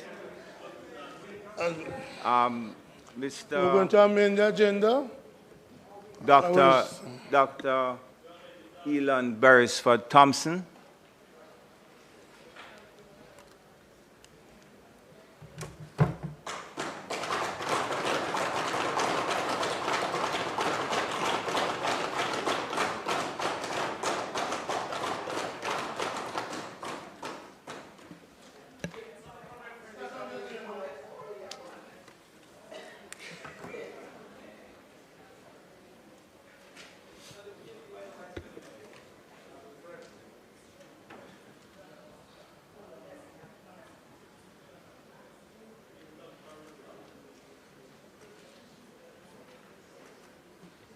Dr. Elon Beresford Thompson.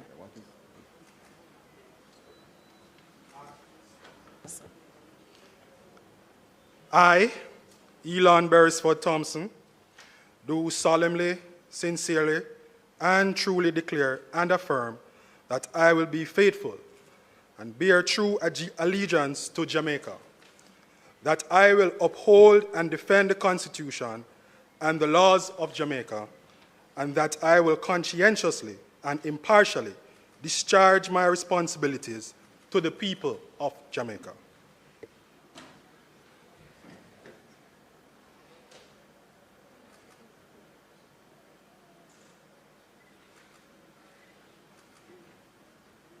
come here. Tell him to come here.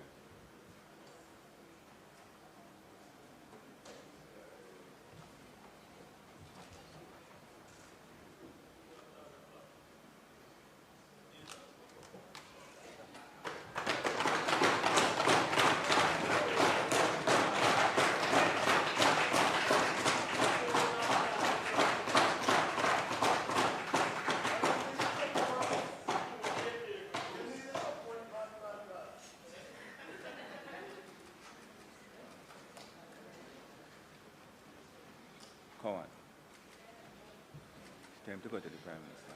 Can't, too late.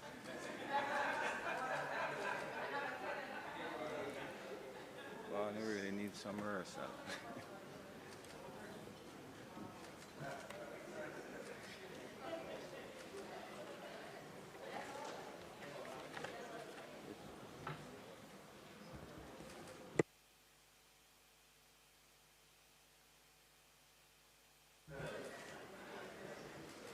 Mr. Delano Orlando Sivright.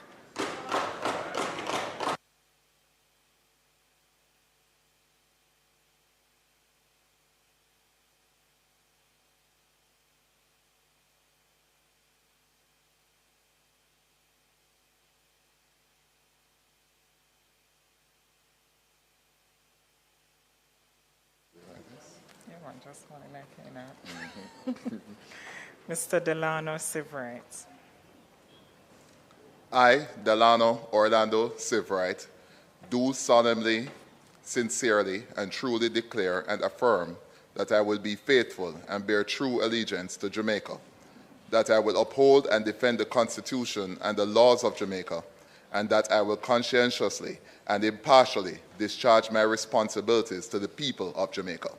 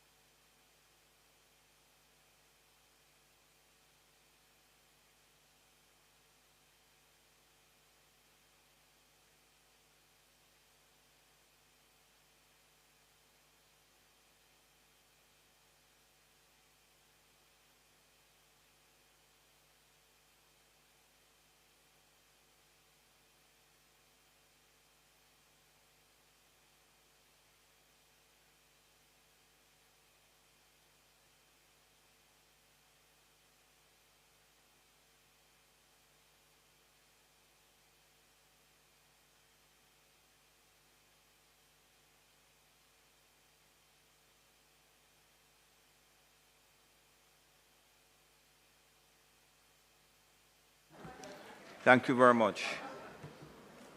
Marlon Andre Morgan.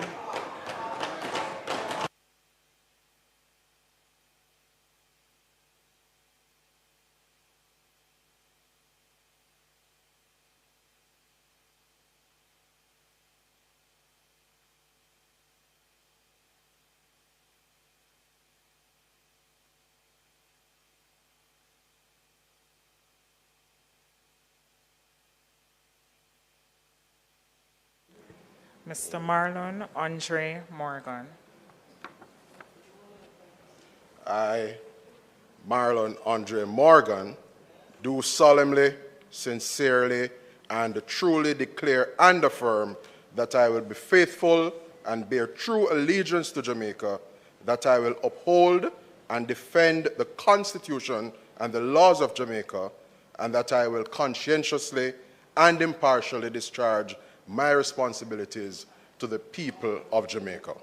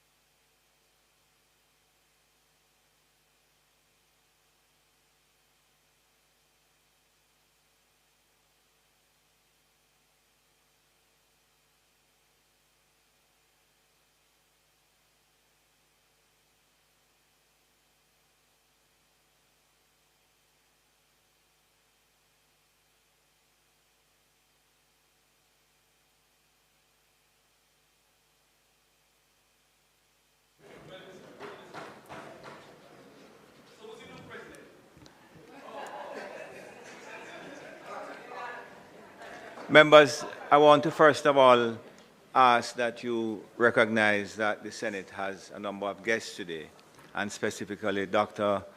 the Most Honorable Andrew Holness, Prime Minister of Jamaica, and Mrs. Holness.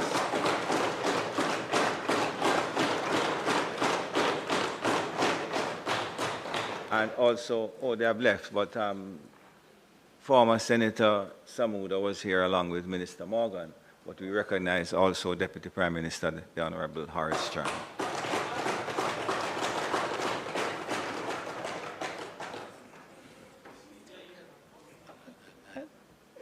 And members of the Senate, you are well aware of my usual attitude of leaving the best to last. We are of course joined by the Honorable Speaker of the House, Honorable Juliette Holness, and I ask you to welcome her as well.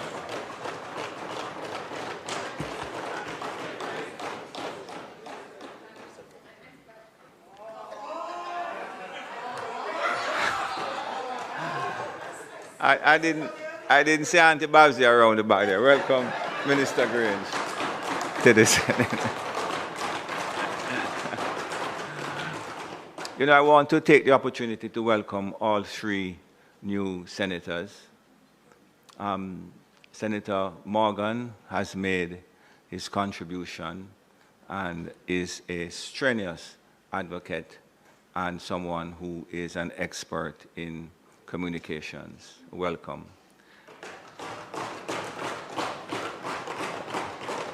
It's almost unnecessary for me to speak of the accomplishment and achievement of Senator Sivrite, who has been on the international stage pushing and promoting the tourist product of Jamaica. So we welcome and we look forward to your continued contribution to Jamaica's development through the tourist industry.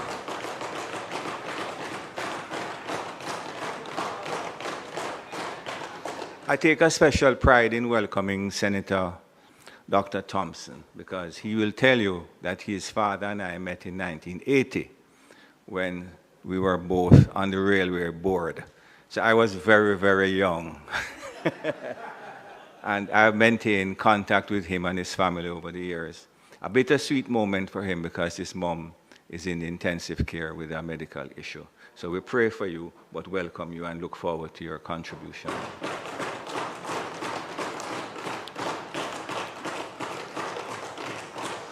So I'm going to allow each senator just a brief introduction of themselves and just to say a few words. Prime Minister, you're going to wait? I think that you have to be off.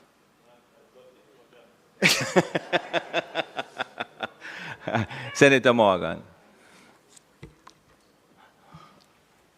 Thank you.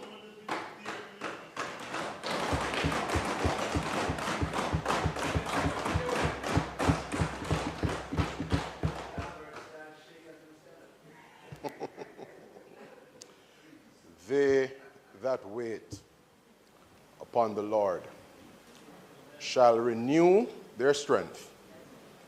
They shall mount up with wings like an eagle. They shall run and not be weary. They shall walk and not faint. Teach me, Lord. Teach me, Lord, how to wait. Mr. President, I stand here this afternoon, with a great degree of humility and poise as I assume this appointment.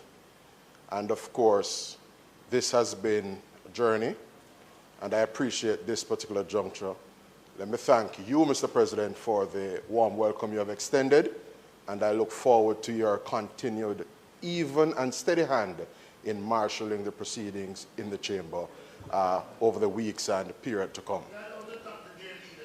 Let me also, Mr. President, extend my gratitude to the leader of government business in the Senate for her continued support and for her leadership of this particular side of the Senate. And I look forward and thank my colleagues on this side as well for their warm welcome. And while I'm at it, Mr. President, I must also extend gratitude to the leader of opposition business in the Senate and the members opposite for their own good wishes. And I look forward to our engagement, robust debate, and of course, all shall inure to the interest and benefit of the people of Jamaica. Let me also, Mr. President, express considerable thanks to Dr. the Most Honorable Andrew Michael Holness.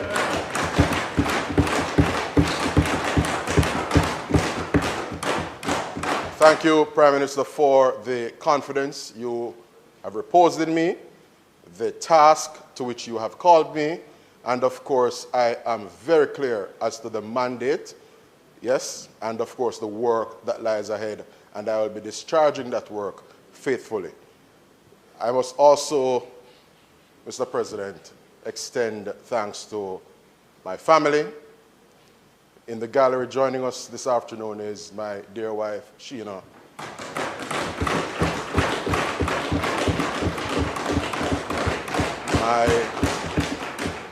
My mother, who has been there from day one.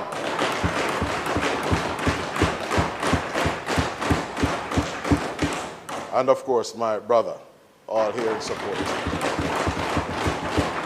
So, without being long, Mr. President, I appreciate the juncture at which this appointment, this elevation has come.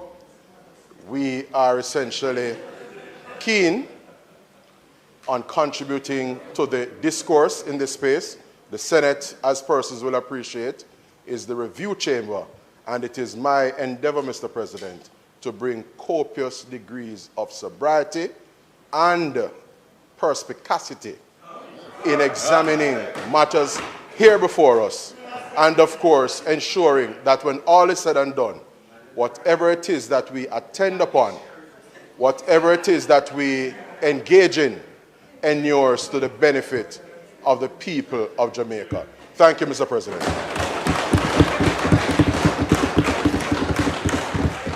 Senator Delana Sivright.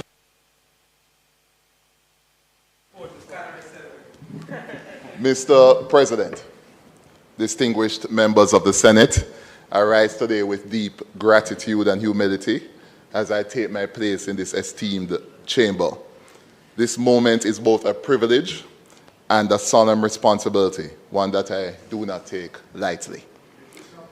To my beautiful family, their unwavering support and, yes, thank you, and commitment means the world to me as I embark on this new journey in public life.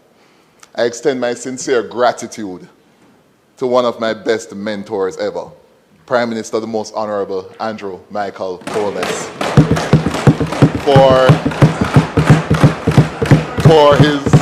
for his faith in me, his impeccable timing, his invaluable guidance over the years, and his level-headed, mature, and growth-focused leadership. Speaker of the House, Mrs. Holness has always been there for me, and I am so appreciative of your support over the years and your guidance and mentorship too. I must acknowledge other key mentors who have provided invaluable guidance and inspiration throughout my career and public life. The Honorable Edmund Bartlett, the Minister of Tourism, the Honorable Carl Samuda, and of course, James Robertson. I also want to acknowledge the late Shahini Robinson, who has been such a guiding light for so many of us who have come into this chamber. I also want to pay special acknowledgement to the President of the Senate, who I've known for years and has been a good friend for years, ever since I joined the movement for which I'm a part of. And of course, Mr. President, allow me a moment of levity by thanking JetBlue for getting me here at 7:51 a.m. this morning, 23 minutes ahead of schedule, Senator Allen. Can you believe that? we're very thankful for them being on time this morning. Beyond that, I had a whole speech prepared, but I realized that time will not allow. But in the spirit of collaboration, I have worked. My family has been absolutely there for me all the way. And beyond that, the spirit of collaboration with the government and opposition is something I've always encouraged. I recall my work in cannabis law reform and working across the aisle with academia, entertainment, international partners, and so on. I recall my work in a number of other fields, including, of course, in tourism, where there's a lot of collaborative engagement to get things done. And I'm very thankful and want to ensure that we continue that. Thank you.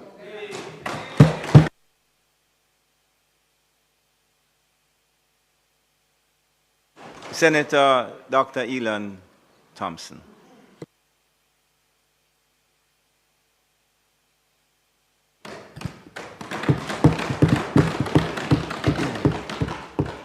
Mr. President, I quickly noticed walking in today that it is seemingly, it seems to be that I am probably I'm the meekest among the three of us.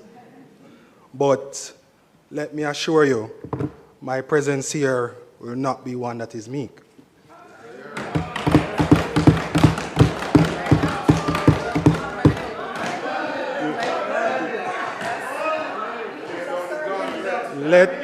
Let me say good afternoon to members here, and special mention to the Most Honorable Prime Minister, Dr. Andrew Holness, who I will mention some words later on. His wife was left, Minister Grange. I will also mention the Deputy Prime Minister, Dr. Horace Chang, Member of Parliament, Robert Miller. Mr. President, allow me to take a minute to really thank the Most Honorable Prime Minister, who, if you give me a scalpel, I will be very efficient. And I think he has led with a very efficient hand.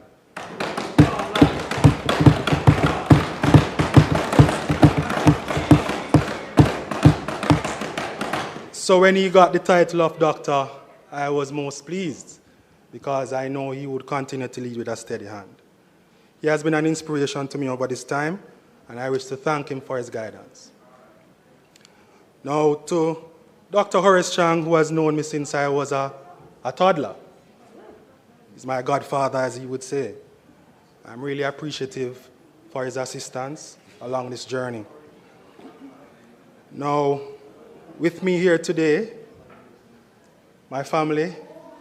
It's a very trying time for us, but my father taught me something that, through tough times you have to be tough. And I just want to pay respect to him. He's a person that molded me to be the person I am today. And I pay respects to him.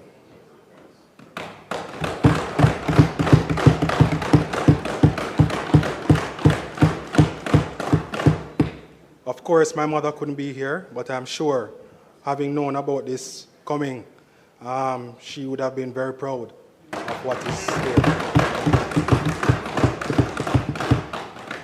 My wife is here, Camila. My, older sister, who I guess took care of me when my mother was at work, Susan. And my other sister, who is more my contemporary, who I would have squabbles with. And my brother is on his way. So, my presence here is simple. I am not as verbose as the other speakers, but I am deliberate. Very deliberate.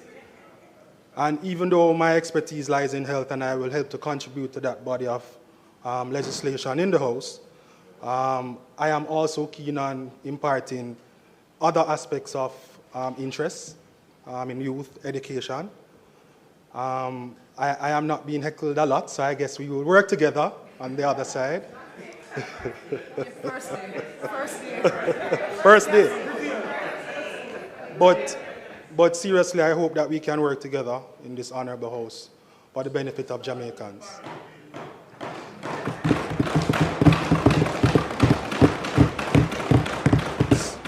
So something that is very key to me is Jamaica first.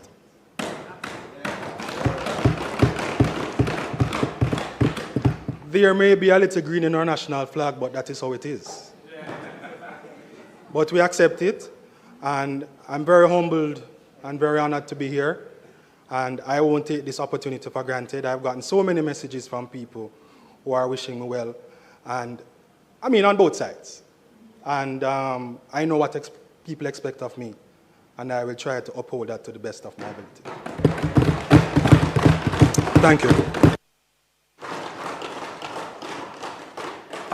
You notice that although you're not as verbose as the other two, you spoke longer than the both of them, though. Minister? Mr. President, although the Prime Minister is leaving, as is the DPM and our colleague Minister Grange, allow me to thank them for having been present with us to welcome these three wonderful new additions to this Senate.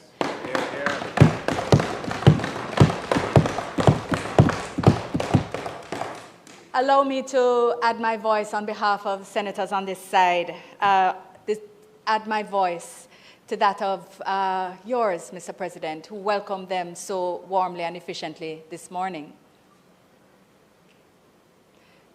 I only read lips on Wednesdays, Mr. President, so I'm sorry, I'm unable to make that out. But I want to, as this is the start of the new financial year, I want to, of course, even as I embark upon a welcome, just thank Madam Clerk, Deputy Clerk, Assistant Clerk, and of course the staff of Parliament for having so expertly taken us through this morning's proceedings, which sets us on an excellent note for the remainder of the financial year. I want to wish senators on both sides a warm welcome as well, and all the very best as we embark upon the start of this new year. Mr. President, before I welcome our new colleagues, I want to just say how much we will miss the intellect of Ransford Braham.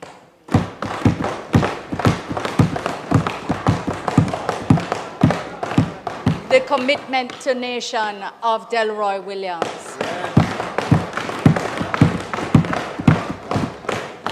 The sagacity and measure of Don Webby.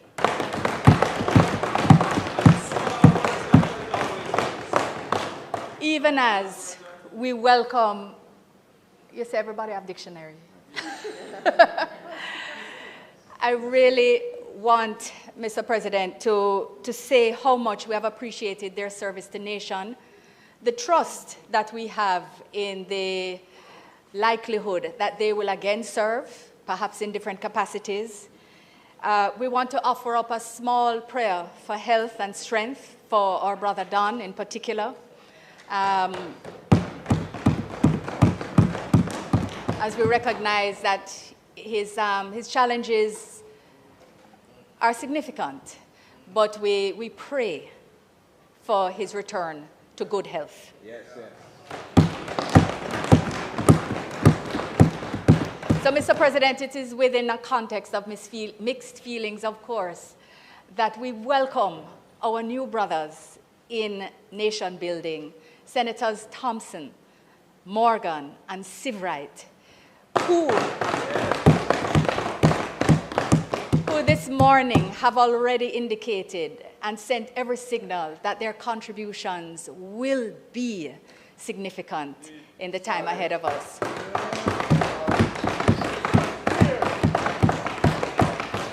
The scope of their knowledge and experience, the extent of their vocabulary. We welcome the energy and the vibrancy which they all are committed to bring to our debates. And in that context, Mr. President, as we note that Jamaica exists in this time of global challenge, last year was very difficult. We anticipate this year will have its challenges as well. But as we have just heard from the Governor General, Jamaica has been strong enough to survive and, in fact, to continue to thrive. And we know that the team, all of us in here together, in the Chamber of Review will continue to so do. So we want to welcome Senators Thompson, Seabright, and Morgan, and look forward very much to working with them in the review of legislation, in the debates in the Joint Select Committees and otherwise, and broadly carrying out the role of this chamber as defined by the Constitution. Thank you, Mr. President.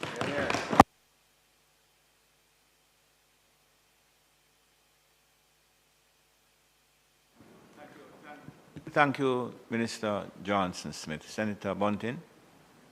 Thank you, Mr. President. Let me start by joining the leader of government business in recognizing the contribution of the outgoing senators, and in particular to join the call for divine intervention on behalf of the health, not only of former Senator Webby, but also of Dr. Thompson's mother, who we understand is in the hospital. We now, Mr. President, seem to have the entire JLP communication task force with us here in the Senate, and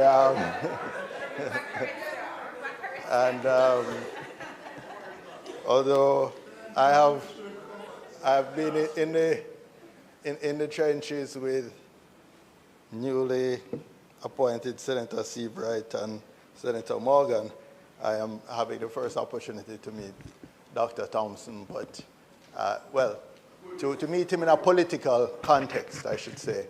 And although he says he's not as verbose as the other two, I suspect he could equally qualify for the communications task force. It is unusual for so late in the game to have so many substitutes coming onto the field. But I suppose if the clock is ticking, and you're many goals behind, you have to try something. So we recognize the PM strategy, but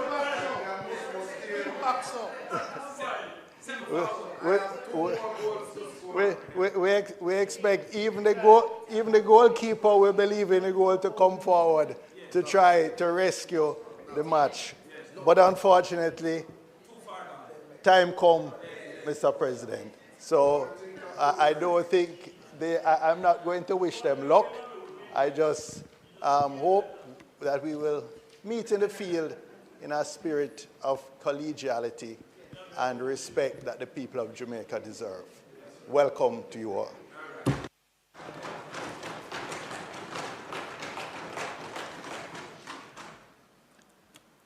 Statements by ministers, announcements, bills brought from the Honorable House of Representatives. Announcements. Laid on the table of the Senate are the following: Annual Report and Audited Financial Statements of the Jamaica Cultural Development Commission for the financial year 2014-2015. Annual Report and Audited Financial Statements of the Water Resources Authority for the financial year 2020-2021. Annual Report of the National Education Trust for the financial year 2023-2024. Annual Report of the National Environment and Planning Agency for the financial year 2015-2016 and its related ministry paper numbered 7 of 2025.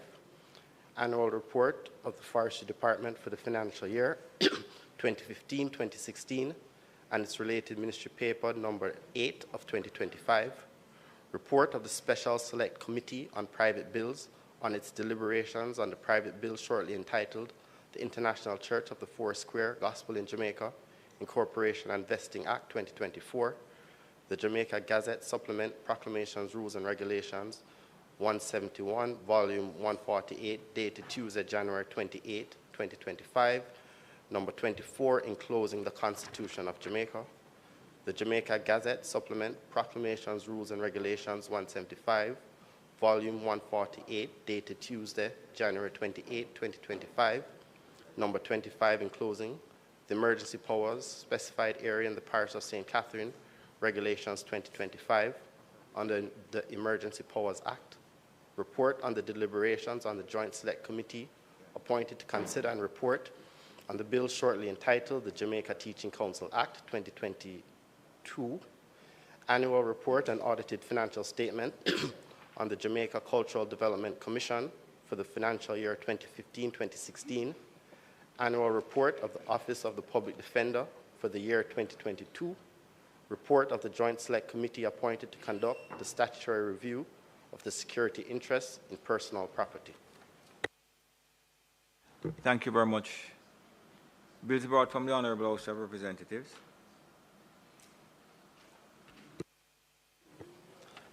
The following is a message from the Speaker of the House of Representatives. To the Honourable Senate, I have the honour to advise the Honourable Senate that on the 11th day of February 2025, an act to amend the Counties and Parishes Act to declare the city municipality of Portmore the 15th parish of Jamaica and for connected matters was passed in the House of Representatives with one amendment. Juliet Holness, MP, Speaker of the House of Representatives. Thank you. Petitions?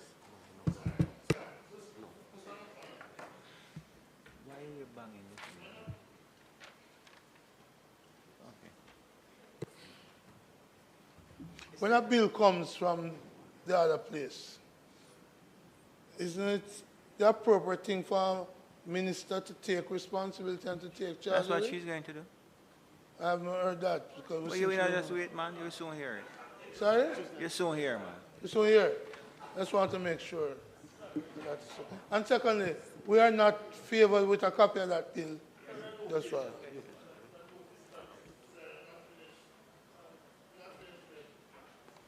You are not finished yet. Yeah, I was finished. And I'm saying we have not been provided as is the norm with the bill. And I'm just wondering if what we're seeing as we approach the election is a new approach away from the standing orders by the government. No, there's not. No, there's nothing. There's nothing new. I understand. I understand.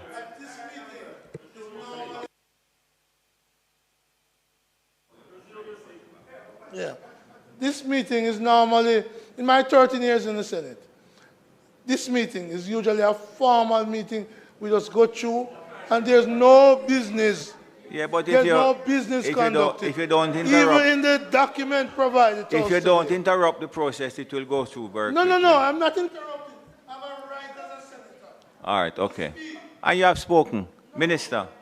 We're starting bad. Because I'm not being allowed to raise the deviation, the shift away from the normal procedure of the Senate on matters of this.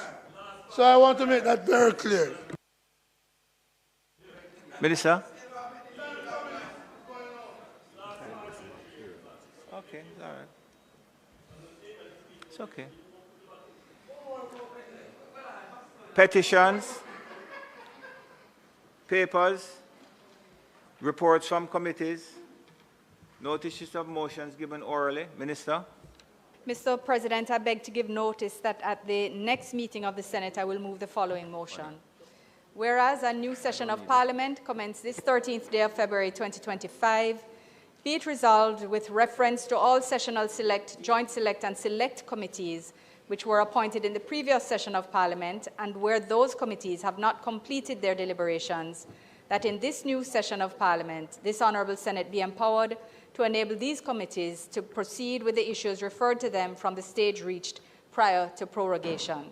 And be it further resolved that the composition of all these committees remain unchanged except where necessary by further motion to be taken and approved by this Honorable Senate.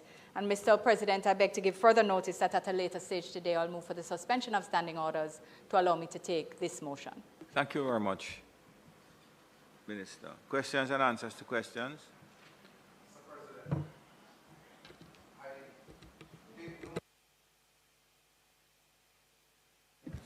I take note of the motion moved by the Honourable Leader of Government Business, but nothing was said, Mr. President, about the questions that have been tabled and answers pending.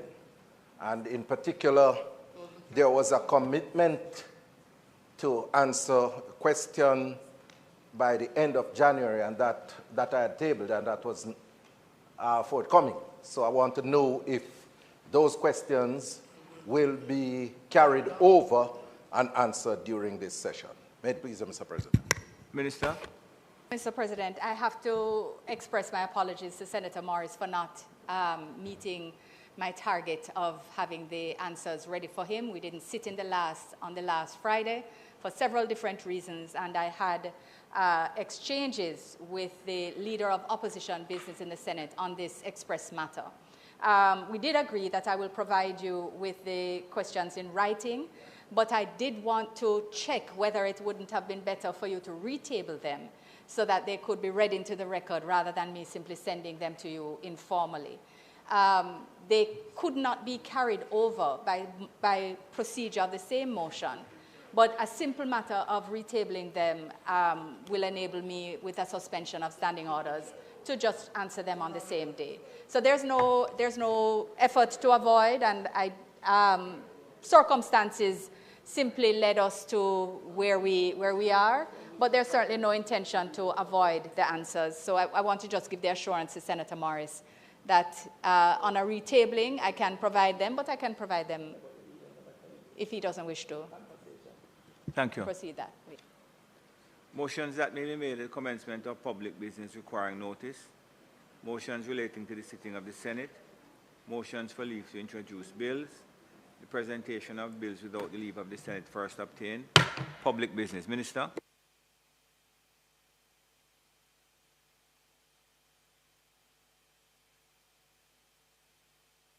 Members would have heard the question. Those in favor? Oh, I'm sorry.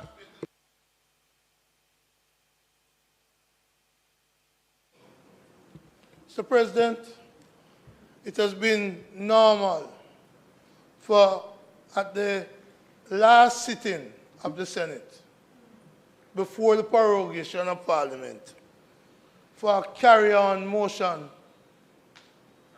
carry-over motion to be moved. Regrettably, this government seems too busy to have brought that motion to the Senate. And so resolutions that were tabled and which would be carried over. And I have seen, in response to Senator Floyd Morris, that even questions by way of motion have been carried on. Now, any question that was on the table is being left off, and we're being asked to resubmit it. And I have to ask Senator Crawford, what can go so in terms of the order and the management of the Senate? And I'm disappointed, and I want to make it very clear that we on this side believe that not sufficient attention is being given to the order and organization of the Senate agenda, so that what properly ought to have been done was done. And so I personally is not going to support the motion. They have enough to carry it. They just brought in 3 more. So they can carry it. And I'm wondering when the 4th is going to come. So as far as we are concerned, we are ready to meet the challenge of the new. We hope that the new people who have come in, who have had extensive experience Certainly at least 2 of those members who have joined us today were part of the 2011 losing team. Senator Brown, So I don't be am ungracious, opposed to the man. motion. Don't be ungracious. I'm opposed to the motion. I'm not being ungracious. We noticed I'm that. just stating certain facts. All right, no problem. The country needs to know. Thank you, Senator Brown. Thank you, Senator Brown. I'm sorry. Before Senator Brown got up, I was to ask. Before Senator Brown got up, I was to ask the question whether the standing orders be suspended to enable the leader of government business in the Senate to take the motion, notice of which was given earlier. Those in favor? Against? Debate having been concluded. The question is that the motion, notice of which was given by the leader of government. Thank you, Mr. President. And not to prolong the debate, but simply to answer one question which was asked. The question was, what can go so? And what goes and what went was my conversation with your leader of opposition business about how to proceed.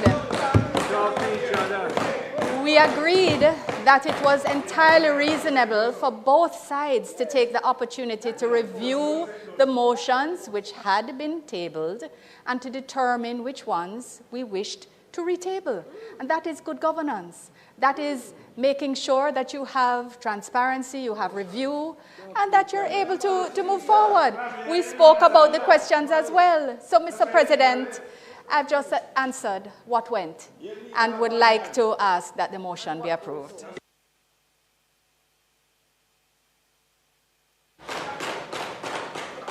Members would have heard the debate and response from the minister. Those in favor?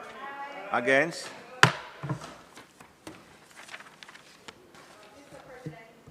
It is not intended to do any further business today, especially because Senator Brown seems to feel that we should not work on a day such as this.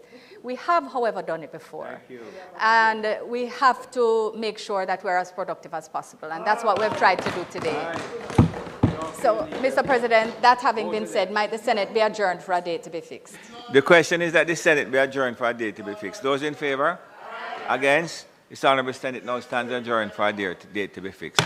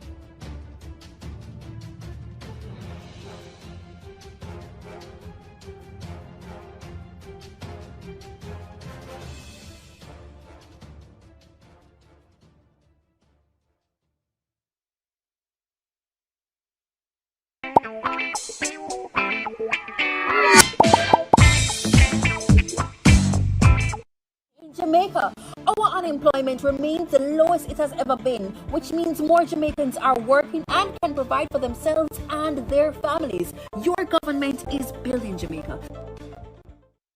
Get ready to be inspired.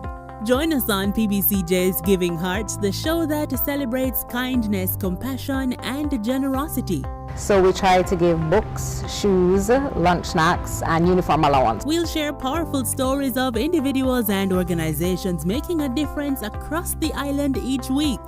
My mother and I felt the need to keep helping children with special needs and other children. From ordinary people doing extraordinary things to organizations driving positive change. And we haul up garbage, whether with our nets, hooks, picks. Giving Hearts will warm your heart and inspire you to take action. Don't miss Giving Hearts, airing Sundays at 8 p.m. with a rebroadcast on Tuesdays at 6:30 p.m. exclusively on PBCJ, the People's Station. If you want to volunteer, definitely do it. You get actually a rewarding feeling after. Join the movement. Spread love. Give from the heart. Giving Hearts, Sundays at 8 p.m., Tuesdays at 6:30 p.m. on PBCJ. Follow us on social media at PBC Jamaica for updates and more inspiring stories. More of your money is now tax-free? Know that the income tax threshold has been increased. Your government is looking after you responsibly, so our economy can do even more for you. The proceeding was brought to you by the Office of the Prime Minister. Jamaica's report on the sustain. JHTA have already encouraged community tourism, which is aiding in spreading the wealth generated from tourism to every Jamaican through the diversification of the tourism marketing sector, which has resulted in a greater participation in the sector. Chairman of the Parliament Services Adolescent Health Committee.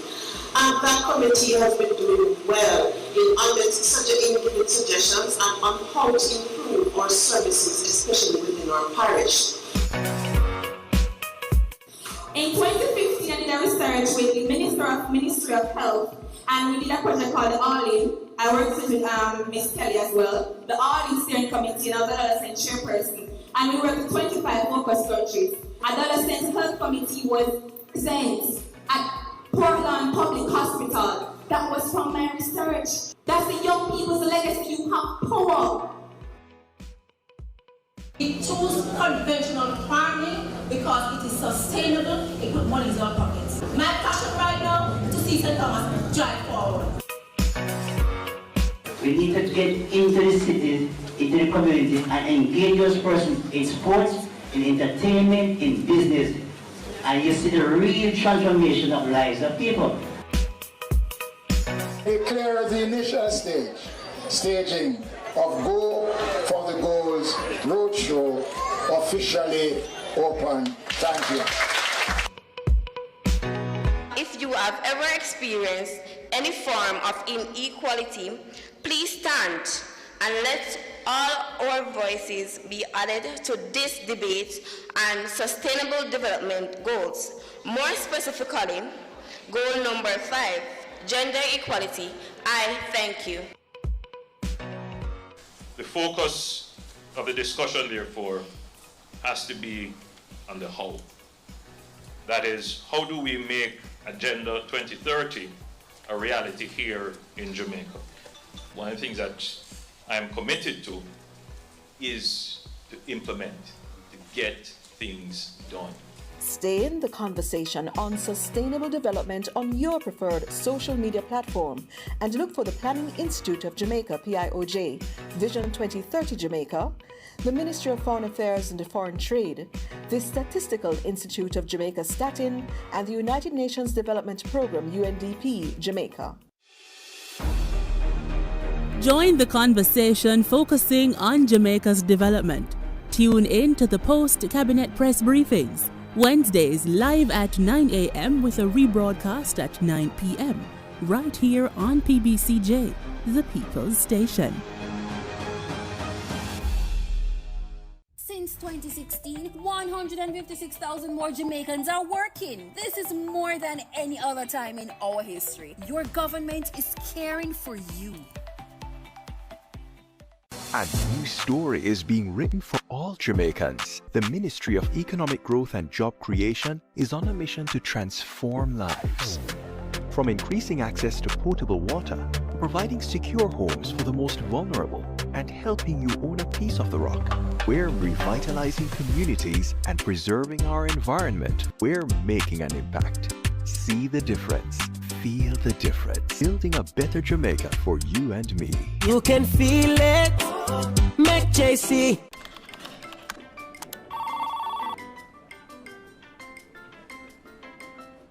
Once upon a time in a Caribbean island known for its rich culture, natural beauty, lived a group of people who were buried in piles and piles and more piles of paper. Papers spanning back to the start of time. Then came a bright idea: harnessing technology to work smarter and not harder. The government of Jamaica is improving its operations to serve citizens better. Many services are now available online, and there's more to come. The government of Jamaica, building a better public sector for all. Bonjour, bonjour, comment allez-vous? Bienvenue. Hello everyone and welcome. I hope that you're all doing well and that you're excited, because today we'll be looking at greetings and introductions in French. So without further ado, let's get right into it. On y va. Après toi, let's go.